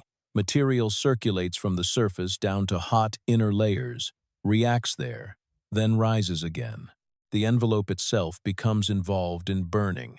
A surface abundance is no longer just a surface abundance. It is the visible part of a deep circulation loop. That circulation can produce lithium. The same broad idea that matters in a Thorne Zytkow object appears in another form. Beryllium can be made in hot regions, carried outward, and decay into lithium where the temperature is lower. The result is a star that may show more lithium than a simple old giant should have. A lithium-rich atmosphere, therefore, cannot, by itself, prove the presence of a neutron star. The fragile element may be a clue, but it is a clue with more than one origin. Heavy elements bring more complications. In evolved stars, slow neutron capture can build nuclei heavier than iron. Neutrons are captured one at a time, with radioactive decays in between, creating a pattern of elements that depends on the neutron source, the temperature, and the mixing history. Rubidium can be enhanced in some asymptotic giant branch stars, especially under conditions where the neutron density favors its production. A red luminous star with rubidium in its atmosphere is not automatically a hybrid object. It may be an evolved star, doing what evolved stars sometimes do. Molybdenum is more difficult, and the combined pattern remains important. A true Thorne Zytkow object is expected to show a group of anomalies produced by unusual processing near the neutron star and carried outward by convection. A superasymptotic giant branch star may imitate part of that group, but perhaps not all of it in the same ratios. The question becomes less like asking whether one element is present and more like comparing an entire chemical sentence. Lithium alone speaks too vaguely. Rubidium alone has other dialects. The full pattern must be read with care. This is where abundance ratios become more useful than simple detection. It is not enough to say that lithium is high compared with what kind of star, at what metallicity, at what temperature, with what evolutionary history. It is not enough to say that rubidium is enhanced relative to iron, or to nearby elements, or to other stars in the same galaxy. The meaning of a chemical line depends on its neighbors. A spectrum is not a list of isolated facts. It is a set of relationships. The local environment matters as well. A star in the small Magellanic Cloud, formed from gas with a different average chemical composition than many stars in the Milky Way. Lower metallicity changes stellar winds, opacity, evolution, and sometimes the efficiency of mixing. A surface abundance that seems unusual by one comparison may look less unusual when placed against the correct population. The background is part of the evidence. Without it, an anomaly can become too large or too small in the imagination. Classification is another source of uncertainty. Red supergiants and superasymptotic giant branch stars can overlap in color and brightness, especially when distance, dust, pulsation, and variability are involved. Luminosity helps, but it is not always final. Temperature estimates in cool stars are difficult because molecular bands dominate the spectrum. Dust around the star can hide some light and re-radiate it in the infrared. The star may brighten and fade with time. A single observation is a still image of something that is moving. The mass of the star is rarely measured directly. It is inferred from luminosity, temperature, models, and environment. But the boundary between the most massive asymptotic giant branch stars and the least luminous red supergiants is not a clean line drawn in the sky. It is a region where models meet uncertain observations. A candidate hidden neutron star may sit precisely where the categories blur. That is not a flaw in the search. It is the natural place where the search must happen. A true imposter can therefore be very convincing. It can be red. It can be luminous. It can vary. It can have a dusty wind. It can show lithium. It can show rubidium. It can occupy a distant galaxy where every measurement carries its own uncertainty. From far away, it may look like the theory is beginning to glow in the data. Then a different model can step forward and say that no neutron star is required. The star may be rare, but not that rare. It may be unusual, but not hybrid. This is why the best scientific answer often sounds less dramatic than the observation that inspired it. The honest statement is not that a Thorne Zytkow object has been found. The honest statement is that some stars show properties consistent with parts of the prediction, while other explanations remain possible. That sentence is slower. It has less shine. It is also stronger, because it leaves room for the evidence to improve. The impostor problem does not make the search hopeless. It makes the search sharper. If superasymptotic giant branch stars can imitate lithium, then lithium alone must be demoted. If rubidium can be enhanced by slow neutron capture, then the rubidium pattern must be compared with other heavy elements. If molecular bands make molybdenum hard to measure, then better spectra and better atmosphere models are needed. Each false path becomes a way to refine the real path. Future observations may help by measuring more than the classic few elements. A broader chemical inventory could separate rapid proton capture products from slow neutron capture products. Isotopic ratios, if they could be measured, would be even more useful. Though they are extremely difficult, in distant, cool stars. Infrared spectroscopy may reveal features hidden in optical spectra. Long-term monitoring may show whether a candidate's variability, wind, and luminosity match a red supergiant, a superasymptotic giant branch star, or something stranger. Population studies may also matter. A single candidate can be explained many ways. A group of candidates in the same galaxy, sharing similar unusual abundance patterns and occupying related parts of the evolutionary diagram, would be harder to dismiss. If surveys of nearby galaxies find no convincing examples, the formation rate of Thorne Zytkow objects may be lower than some models expect, or the phase may be shorter. If several appear, the theoretical paths would need to account for them. The absence of evidence and the pattern of evidence both speak, but only after enough stars have been searched. There is a deeper lesson here about hidden objects. The hardest discoveries are not always the ones too faint to see. Sometimes they are the ones that look too much like something else. A Thorne Zytkow object, by its nature, wears the surface of a red supergiant. A superasymptotic giant branch star, by its nature, can wear a similar red surface and carry its own unusual chemistry. The task is not merely to find strangeness, it is to find the specific kind of strangeness that cannot be explained away by another late-stage star. The impostor, therefore, belongs in the story, not outside it. It keeps the theory honest. It prevents every lithium-rich red star from becoming a hidden neutron star by wishful thinking. It forces the evidence to pass through models of hot bottom burning, slow neutron capture, dust, metallicity, luminosity, and stellar membership. Only after those explanations fail can the buried compact remnant become the more likely answer. A real Thorne Zytkow object, if one is eventually confirmed, will probably not be confirmed by a single beautiful clue.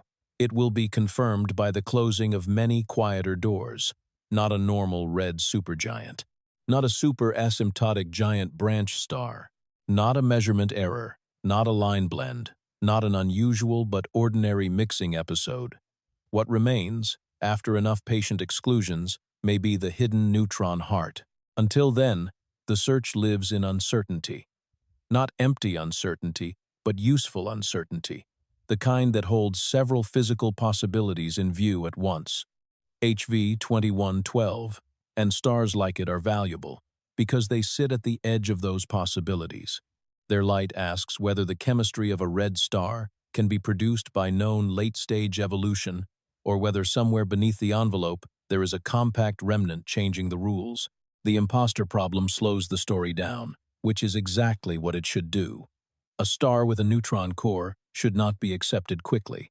The claim is too unusual, the evidence too indirect, and the alternatives too real.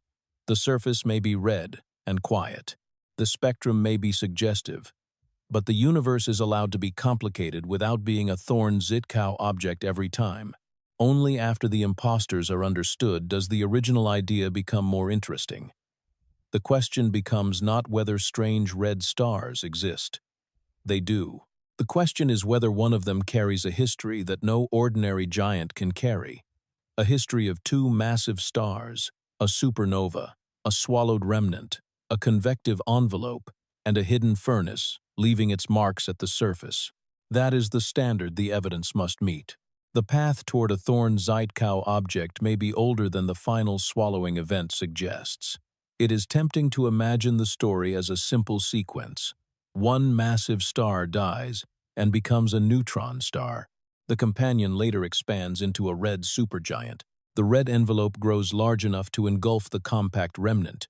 Drag draws the neutron star inward, and a hybrid object may form. That outline is useful, but it leaves out something important. Massive binary stars do not always wait quietly for the common envelope phase. They can alter each other long before one of them is swallowed. In many close massive binaries, the first major transformation is not a supernova. It is mass transfer. One star expands during its evolution and begins to spill gas toward its companion. The gas does not simply vanish from one body and appear in the other without consequence. It carries angular momentum. It changes the orbit. It can strip the donor star down toward deeper layers while adding fresh fuel to the accretor. The two stars become less like independent clocks and more like clocks that have touched and reset parts of each other. This matters because the future red supergiant in a possible Thorne Zytkow system may not be an untouched star. It may have been fed earlier in life. If it gained hydrogen-rich material from its companion, its core and envelope may respond, as though the star has become younger than it was before. Astronomers call this rejuvenation. The word is simple, but the process is subtle. The star does not truly travel backward in time. It changes its internal structure enough that its later evolution can resemble that of a younger or more massive object. A rejuvenated star carries borrowed history. Its mass may be larger than it was at birth. Its chemical profile may be mixed in a way that reflects accreted material. Its evolutionary clock may shift. When it later becomes the donor in a common envelope event, the envelope it offers to the neutron star may not have the same binding energy, radius, or internal structure it would have had without the earlier exchange. The final swallowing is therefore shaped by an earlier act of feeding. This adds another layer of rarity. A Thorne Zytkow object is not merely the outcome of a neutron star meeting a giant. It may be the outcome of a binary that has already survived mass transfer, survived a supernova, remained bound after a natal kick, and then entered a common envelope phase at the right moment. Each step narrows the path. Each step also changes the next one. The system does not move through a corridor with fixed walls. The walls shift as the stars exchange matter. Recent population studies have made this point more sharply. In synthetic populations, where millions of binary systems are evolved through computer models to estimate which paths may occur, many possible Thorne Zytkow progenitors have experienced earlier mass transfer before the final formation event. In one such study, the vast majority of progenitors in the modeled population had been rejuvenated before entering the relevant common envelope channel. This does not prove that every real object must have that history, but it changes the picture. The hybrid star may often be born from a binary that has already been rewritten once. The idea is gentle but powerful. The red envelope that later hides the neutron star may itself be the product of an altered life. Its star may have grown by receiving matter from the companion that later died. The companion, stripped and changed, may then explode and leave the neutron star behind. The survivor, now more massive or differently mixed than before, continues to evolve until it swells into the giant that finally engulfs the remnant. The system becomes a loop of giving and returning. One star gives mass.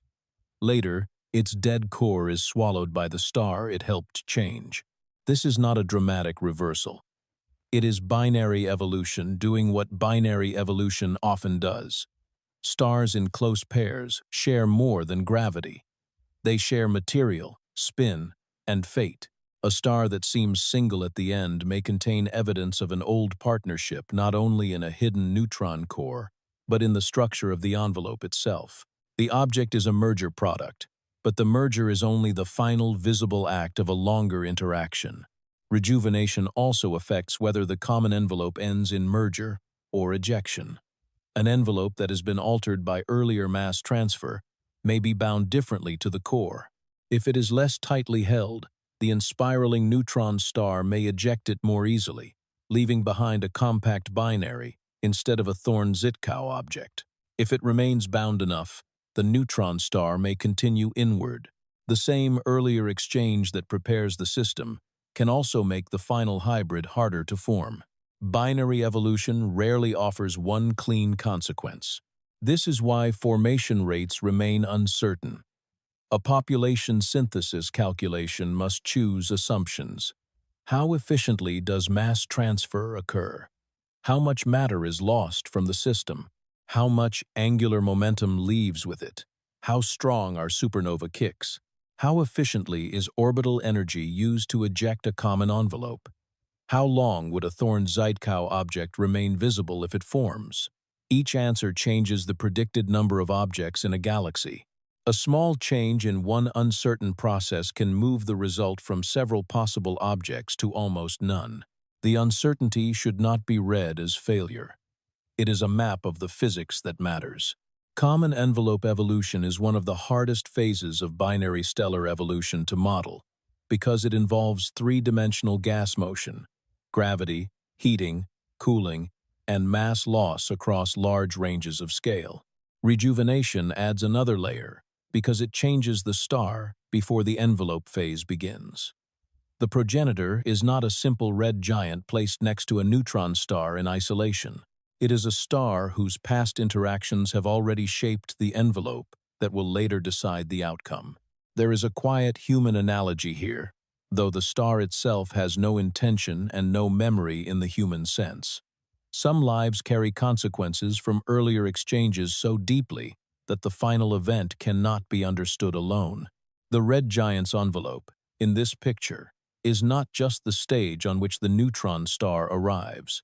It is the result of a shared past. Its density profile, radius, and binding energy are all part of the story. The final merger carries the imprint of what happened before the neutron star even existed. The same idea helps explain why a confirmed Thorne Zytkow object would matter beyond its own strangeness. It would not merely show that a neutron star can sit inside a red supergiant. It would confirm that a long chain of binary interactions can lead to that state often enough, and quietly enough, for the object to be observed. It would teach something about mass transfer, supernova survival, common envelope physics, and the late lives of massive stars. One red star with the right hidden center would become evidence for a whole pathway through stellar evolution. The Milky Way may not contain many such objects at a given time. Some estimates suggest only a handful could exist now, under particular model assumptions. That number is small enough to explain why none has been confirmed. It is also large enough to keep the search alive. A handful of objects in a galaxy of hundreds of billions of stars is an almost invisible population. The sky can hold them without making them easy to find. Nearby galaxies may help. The Magellanic Clouds, with their many evolved massive stars and relatively well-known distances, give astronomers a wider field for comparison. Other nearby galaxies may expand the sample further. The search needs large numbers because rare formation paths cannot be tested well with only a few stars. If only one in many thousands of red luminous stars carries the right history, surveys must be patient enough to look at many thousands and precise enough not to mistake ordinary complexity for a neutron heart. A rejuvenated progenitor also complicates the chemical interpretation. If the envelope's history includes earlier accretion, mixing, and altered evolution, then the surface composition before the neutron star phase may already differ from that of an untouched star. The later chemical fingerprints from the hidden furnace are placed on top of an older pattern. The atmosphere becomes layered evidence. Original composition, binary mass transfer, internal mixing, possible neutron star processing, wind loss, and galaxy environment all written into the same light. No wonder the spectrum is hard to read. Yet the added complexity makes the object more real, not less. Simple stories are often useful at the beginning, but nature usually keeps the extra steps. Massive stars live in crowded systems, exchange material, survive violent changes, and leave behind remnants that can meet again inside expanded envelopes. A Thorne Zytkow object belongs to that untidy universe. It is not a lone oddity dropped into an otherwise clean diagram. It is a possible outcome of the same messy binary physics that produces X-ray binaries, stripped stars, double neutron stars, and mergers detectable through gravitational waves. This broad connection gives the hidden star a wider significance. Common envelope evolution is also important for forming compact binaries that later merge as sources of gravitational waves. Whether an envelope is ejected or a merger occurs can decide the future of the system. A path that forms a Thorne Zytkow object is one branch of a larger tree. Another branch may leave a close pair of compact remnants. Another may produce a transient. Understanding one branch helps constrain the others, because the same uncertain physics lies near the fork. The rejuvenated donor is therefore not a side note. It is a reminder that the object, if it exists, is not born in a single moment. The neutron star sinking into the envelope is the visible climax of a history that may include earlier mass exchange, altered stellar ages, orbital reshaping, and survival through supernova. The red star at the end may look like a single object, but its past is plural. The search for Thorne Zytkow objects becomes a search for histories, not just surfaces. A red spectrum with lithium, rubidium, and molybdenum may be the last trace of a buried engine. The star's luminosity and motion may hint at its mass and membership. Population models may suggest how often such paths should occur. No one clue is enough. Together, they form a slow reconstruction of a binary life that no telescope observed from the beginning. In the dark between stars, many binaries will fail to make this object. Some will break apart at the first supernova. Some will eject their envelopes. Some will merge too violently. Some will collapse into black holes before any long-lived hybrid phase can shine. The rare systems that pass through all these filters may leave only a few quiet red stars scattered through a galaxy, each one carrying a history too complicated for its color alone to reveal. That is why the path matters. The object is not only a hidden neutron star inside a giant. It is a survivor of earlier exchanges, a product of altered clocks, a remnant of two stellar lives braided together before one of them disappeared into the other. By the time the surface becomes red and calm, the real story may already be millions of years old. The final question is whether the neutron heart can remain a neutron heart. Everything in the Thorne Zytkow object depends on that quiet condition. The compact remnant must sit at the center, feed from the envelope, return energy outward, and avoid crossing the line where neutron star matter can no longer hold itself up. If it stays below that line, the hybrid star may persist as a strange red giant with a hidden core. If it crosses the line, the whole story changes. A neutron star is supported by matter in a state that has almost no resemblance to ordinary gas. Its resistance to collapse comes from nuclear forces, quantum pressure, and the uncertain behavior of matter at densities beyond those in atomic nuclei. There is a maximum mass, though its exact value depends on the equation of state, the physics describing how such dense matter responds to compression. Add too much mass, and the neutron star cannot remain a neutron star. Gravity wins again. The core becomes a black hole. Inside a Thorne Zytkow object, mass is always available. The envelope surrounds the compact remnant on all sides. The flow may be moderated by convection, pressure, radiation, and nuclear burning. But the basic danger remains. Gas can fall inward. The remnant can grow.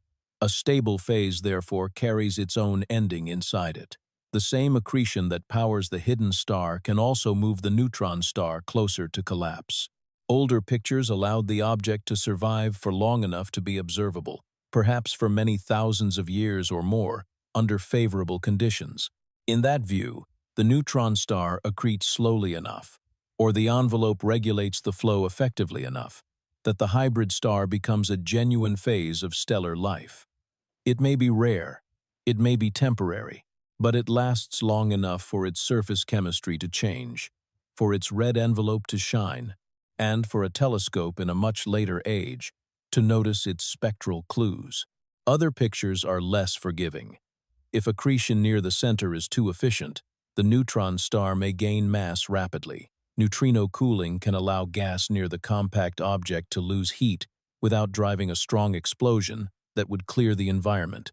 Instead of pushing the envelope away, the flow may remain bound and continue feeding the remnant. Under such conditions, the neutron star could approach its maximum mass quickly, turning the proposed star into a short-lived precursor to black hole formation rather than a long-lived red supergiant with a neutron core. The honest answer is that this remains unsettled. The physics is hard because it joins scales that resist being calculated together. The envelope is huge and convective. The region near the neutron star is small, relativistic, hot, and dense. Nuclear reactions, neutrino transport, hydrodynamic instabilities, and gravity all matter at once. A model that follows the whole star may have to simplify the compact center. A model that resolves the compact center may only cover a small part of the star or a short time. Between these approaches lies the uncertainty where the object either survives or fails. If the neutron star does collapse, the surface may not know at first. The event would happen deep below the envelope, where no direct light can escape. A black hole would replace the compact remnant. Gas would continue to fall inward, perhaps forming an accretion flow or disk close to the new horizon.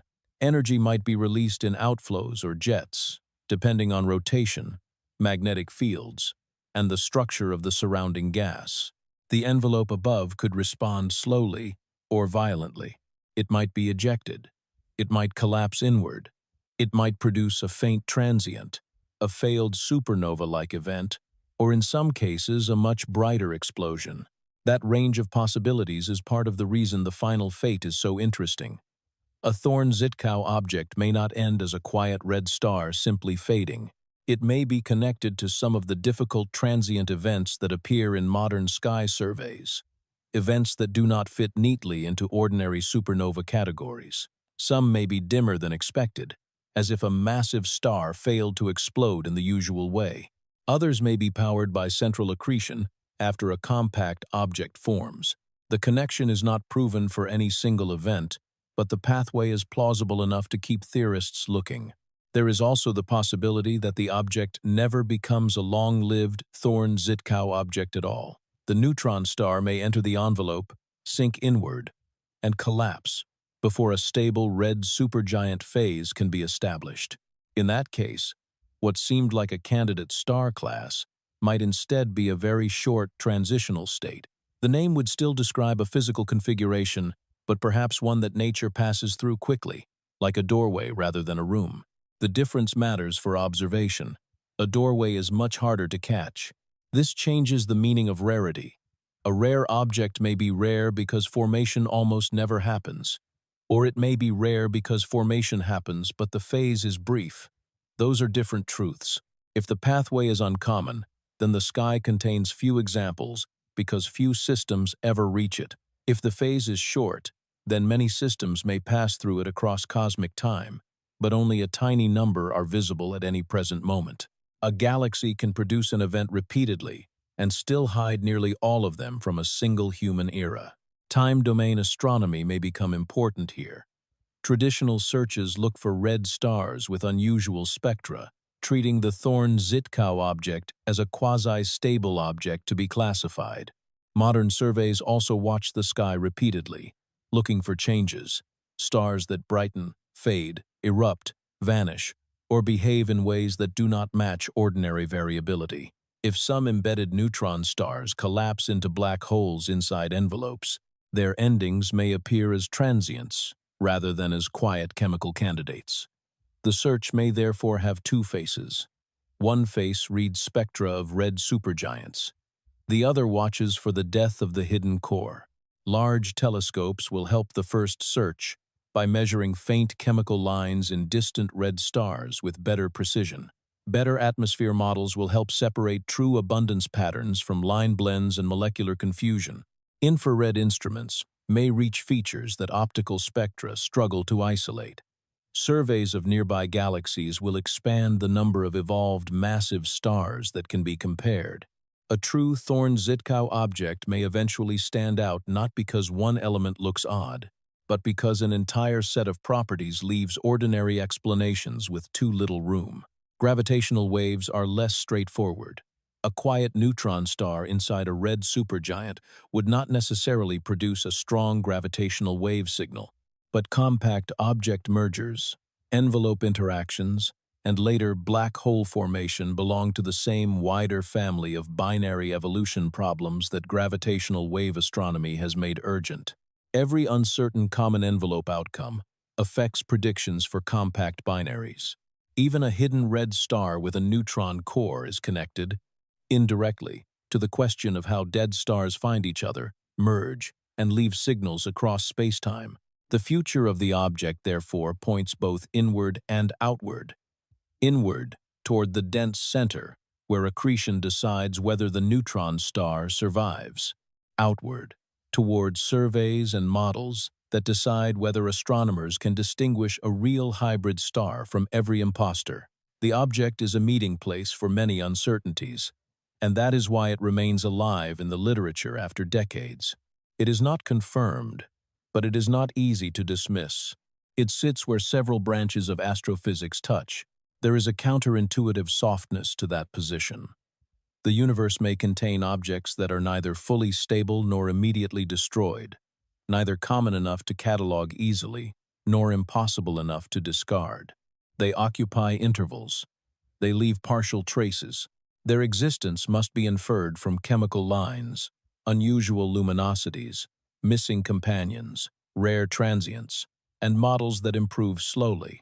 A Thorne Zytkow object may belong to this middle class, real in principle, elusive in practice, visible only when several kinds of evidence happen to align. The final fate also reframes the surface light. Earlier, the red photosphere seemed like a disguise. Later, it becomes a clock. Every year that the object shines, if it exists, the neutron star is feeding. Every slow convective cycle may carry processed material outward. Every amount of mass accreted moves the core slightly closer to whatever limit nature has set for it. The surface looks patient, but the center is counting in mass rather than time. If collapse comes, the change begins where no eye can see. The neutron star loses its last support. A horizon forms. The compact heart becomes darker than before, no longer a surface where infalling matter can strike, but a boundary from which light cannot return. The envelope, still enormous above it, must respond to a new center. The star that once hid a neutron remnant may then hide the birth of a black hole for a while longer, until the energy of accretion or the motion of the envelope makes the change visible. The quietest possibility is that very little is seen. Some massive stars may end without a bright classical supernova, slipping into black hole formation with only a weak optical display. A collapsing Thorne Zytkow object might produce something similarly modest under certain conditions. The brighter possibility is that accretion drives outflows strong enough to eject large amounts of envelope material. Then the hidden core would announce itself only at the end, not as a steady neutron star, but as the engine behind an unusual explosion. Both endings fit the deeper theme. The object is defined by concealment. It hides the neutron star during its life. It may hide the collapse into a black hole at first. It may reveal itself only indirectly, through chemistry before the end, or through a transient after the end. The most important events happen beneath layers that convert direct evidence into softened signals. The star is a translator, and sometimes a poor one, yet even an uncertain object can guide understanding. Asking whether Thorne Zytkow objects exist forces models to confront accretion inside envelopes, mixing in red supergiants, the survival of binaries after supernovae, and the limits of neutron star matter. Searching for them forces observations to improve abundance measurements in the most difficult cool stars. Doubting them forces alternative explanations to become more precise. The idea is useful even before it is confirmed. If one is eventually found beyond reasonable doubt, the discovery will not be only a curiosity. It will mean that a neutron star can be swallowed and remain hidden long enough to reshape a giant's chemistry. It will mean that common envelope evolution can sometimes end not in clean ejection, not in immediate destruction, but in a temporary merged star. It will mean that somewhere in the sky, a red surface can cover a compact object born in a supernova and still shine calmly for a while. If none is ever found, that absence will also teach something. It may mean the phase is too short, the formation path too narrow, the accretion too destructive, or the chemical signatures too different from early predictions. The failure to find them would not make the question meaningless. It would move the boundary between possible and actual, which is one of the quiet jobs of astronomy. So the Thorne Zytkow object remains suspended between theory and observation. It is a proposed star, a possible merger product, a hidden engine, a chemical puzzle, and perhaps a temporary step toward black hole formation. Its beauty lies in the way it refuses to belong to one category.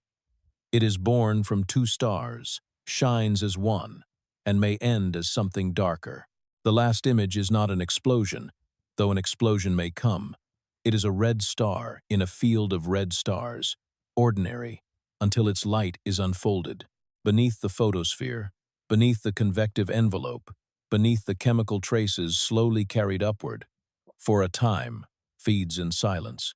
For a time, the giant holds it. For a time, the surface glows. And somewhere inside, the heart may already be falling toward its final darkness. There is one more way to look at the hidden star before letting the journey fade, not as an object waiting to be confirmed, and not only as a rare endpoint of binary evolution, but as a reminder of how much of the universe is known through indirect signs. Astronomy is often a science of surfaces. The deep interiors of stars are not open to view. The cores of giants, the crusts of neutron stars, the places where matter changes its state under crushing pressure, all remain hidden behind layers that light cannot cross in any simple way. Yet their effects rise outward. The sun itself is known this way. Its core is not seen directly. The light that reaches Earth began its visible journey only after energy had wandered through the solar interior for a very long time, absorbed and re-emitted until the original event was no longer recognizable. What is measured at the surface is not the fusion reaction itself, but the softened result of countless interactions. A Thorne Zytkow object pushes that same idea into stranger territory. The surface is still all that can be seen, but the center may belong to a dead star, not a living core. This makes the object feel less like an exception and more like an extreme version of a familiar astronomical problem. The universe hides its engines. A galaxy hides most of its mass from simple vision. A black hole hides behind a boundary that light cannot cross. A neutron star hides its inner equation of state behind a surface no probe can touch. A red supergiant hides its core behind an envelope large enough to swallow the inner orbits of a planetary system. The hidden star is another entry in that pattern, an object whose most important truth is not in its image, but in the consequences left around the image. The consequences may be chemical, they may be structural, they may be temporal. A strange abundance pattern can hint that matter has passed through conditions no normal giant can provide. An unusual luminosity or wind may suggest that the envelope is being powered in a slightly different way. A sudden dimming or transient may one day reveal that the compact heart has collapsed. None of these signs is simple alone. Together, they form a language. The star does not speak directly. It changes the things that can be measured. That is why the search belongs to patient instruments. A wide survey may identify red, luminous stars across nearby galaxies. A spectrograph may turn their light into fine lines. Infrared observations may look through dust that hides the visible part of the spectrum. Long monitoring may show how the surface brightens, fades, and breathes across years. Stellar models may compare each candidate with ordinary red supergiants, asymptotic giant branch stars, and merger products. The discovery, if it comes, may not arrive as one sudden moment. It may arrive as a slow narrowing of alternatives. The next generation of large telescopes could make that narrowing easier. With larger mirrors, faint red stars in nearby galaxies can be studied with better signal. With sharper spectra, weak lines can be measured more carefully. With better atmosphere models, molecular confusion in cool stars can be reduced. A candidate that now sits in uncertainty might become clearer when lithium, rubidium, molybdenum, strontium, calcium, and other elements are measured together rather than separately. The hidden core would still not be visible, but the case around it could become harder to escape. There may also be candidates that have not yet been noticed because they do not fit the simplest expectation. Early theory gives a pattern, but nature often gives variations. A real hybrid star, may have different surface abundances depending on its metallicity, mass, accretion rate, mixing speed, and age within the Thorne Zytkow phase. A young object may not yet have carried enough processed material to the surface. An older one may have diluted or lost part of its envelope. Some may look more luminous, some less. Some may hide behind dusty winds. Searching only for the cleanest version of the prediction may miss objects that are real, but untidy. The same is true of their endings. If a buried neutron star collapses into a black hole, the event may not resemble a textbook supernova. It may be faint, red, dusty, slow, or irregular. It may look like a failed explosion, or a strange outburst, or a star that fades in a way that does not quite match ordinary variability. Sky surveys that return again and again to the same fields may catch such changes. A hybrid star might therefore be found not only by what it is, but by how it stops being that thing. There is a softness in this possibility. A star that is difficult to classify while alive may also be difficult to classify while dying. It may pass through observational categories like a shadow moving across borders, red supergiant, candidate Thorne Zytkow object, dusty transient, failed supernova, black hole formation. Each label catches one part of the sequence, but none holds the whole story. The physical object does not care where the categories are drawn. The idea also changes the emotional weight of the red surface. At the beginning, that surface looked like a disguise. Later, it became a messenger. Now it becomes a fragile interval. The envelope is what allows the neutron star to remain hidden, but it is also what the hidden star may eventually lose. Stellar winds carry it away grain by grain. Accretion drains it inward from below. Outflows may lift parts of it into space. The body that makes the object visible is also the body being consumed, reshaped, and perhaps finally expelled. Nothing in this requires spectacle from far away. The most important changes may happen slowly. The surface may drift in brightness. The wind may thicken. The spectrum may alter as the envelope mixes.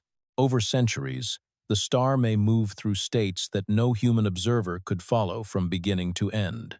Astronomy must reconstruct such lives from fragments, using many stars at different stages as if they were frames from a film scattered across the sky. That is why a single confirmed example would matter so much. It would anchor the sequence. It would say that the chain is not only possible in equations, but realized in matter. A massive binary can survive its first supernova. A companion can expand and engulf the remnant. A neutron star can sink inward without immediately destroying everything. An envelope can cover the compact object long enough for chemistry to change. A surface can hide an engine and still shine with the softness of a red giant. One object would hold that whole chain inside its light. Even without confirmation, the search gives shape to questions that are too important to leave vague. How do common envelopes really behave? How quickly can a neutron star accrete inside dense stellar gas? Can convection carry nuclear products from a compact remnant to a photosphere before they are destroyed? How often do massive binaries survive the violent asymmetry of a supernova? How many red luminous stars are not what their surfaces first suggest? The Thorne Zytkow object gathers these questions into one quiet image. The image is almost simple enough to be misleading. A red star, a small dense heart, a long hidden history. But inside that simplicity are many unsolved pieces: nuclear physics at high density, late-stage stellar evolution, binary mass transfer, common envelope, hydrodynamics, spectral modeling, and the uncertain maximum mass of neutron stars. The object is a knot tied from many fields. Pulling on one thread moves the others. Perhaps this is why the idea has remained compelling for so long. It is not confirmed, but it is structured enough to be testable. It is strange, but not detached from known physics. It is rare, but rare things do occur when the universe has enough stars and enough time. It may be temporary, but temporary phases can still leave evidence. The question is not whether the idea feels ordinary. It does not. The question is whether the evidence can be made precise enough for the universe to answer. Somewhere, there may be a red supergiant whose surface has already carried that answer for centuries. Its light may be crossing a dwarf galaxy now. It may already be inside an archive, captured by an old spectrum that no one has examined with this exact question in mind. It may be waiting for a future telescope, or for a better model, or for a comparison sample large enough to make its strangeness stand out. The object does not need to be near. It does not need to be bright. It only needs to have left the right traces. And if no such star is found, the absence will still narrow the path. It will suggest that the common envelope usually ejects the gas or destroys the system. It will suggest that the neutron star collapses too quickly, or that the chemical products never reach the surface clearly, or that the predicted signs differ from the real ones. A non-discovery can also be a measurement, if the search is deep enough and honest enough. The universe can answer by silence as well as by signal. For a sleep journey, that may be the calmest part of the whole subject. The conclusion is not forced. The red star remains in the dark, neither proven nor dismissed. The theory remains open, neither fantasy nor settled fact. The search continues in spectra, surveys, and models, while the imagined object holds its place between categories: a star with a dead heart, a giant with a compact center, a quiet surface over a dense remnant. The thought can be left there for a moment. A red atmosphere, wide and cool, glowing softly. A convective envelope turning over in slow, hidden currents. Deep below, matter falls toward a surface no telescope can see. Some of it changes. Some of that change rises. Some of it reaches the light.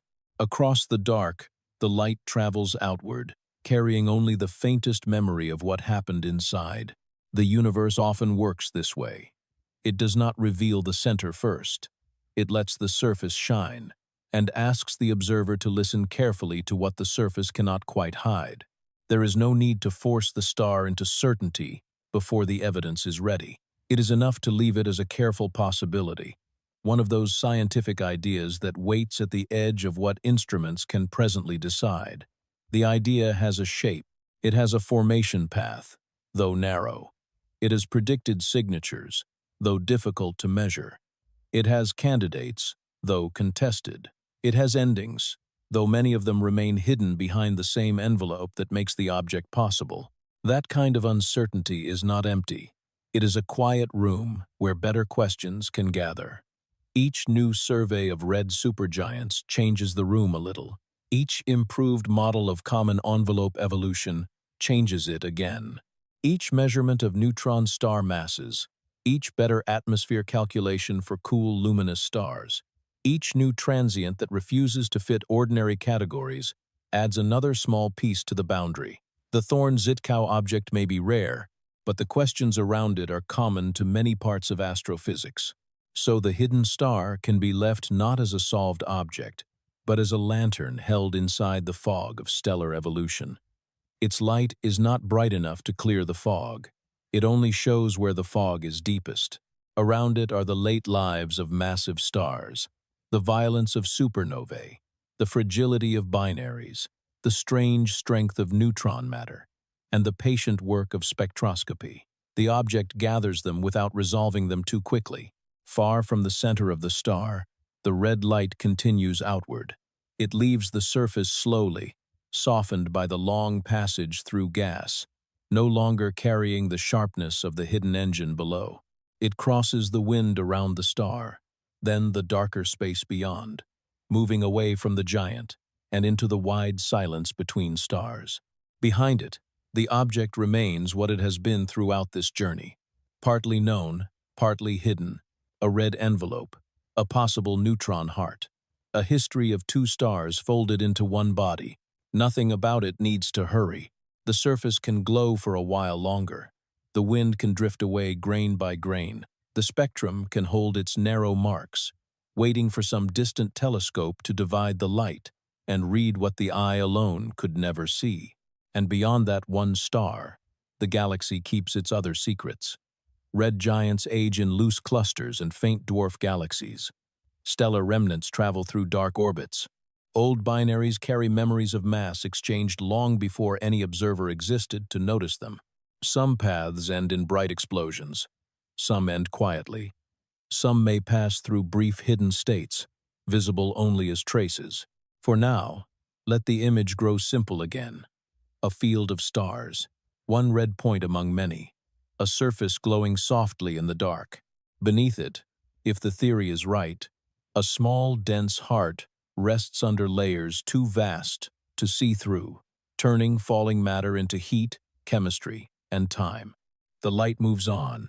It crosses the night without urgency, leaving the star behind, leaving the question open, leaving only the calm shape of a universe where even the strangest things can hide inside something quiet, is greater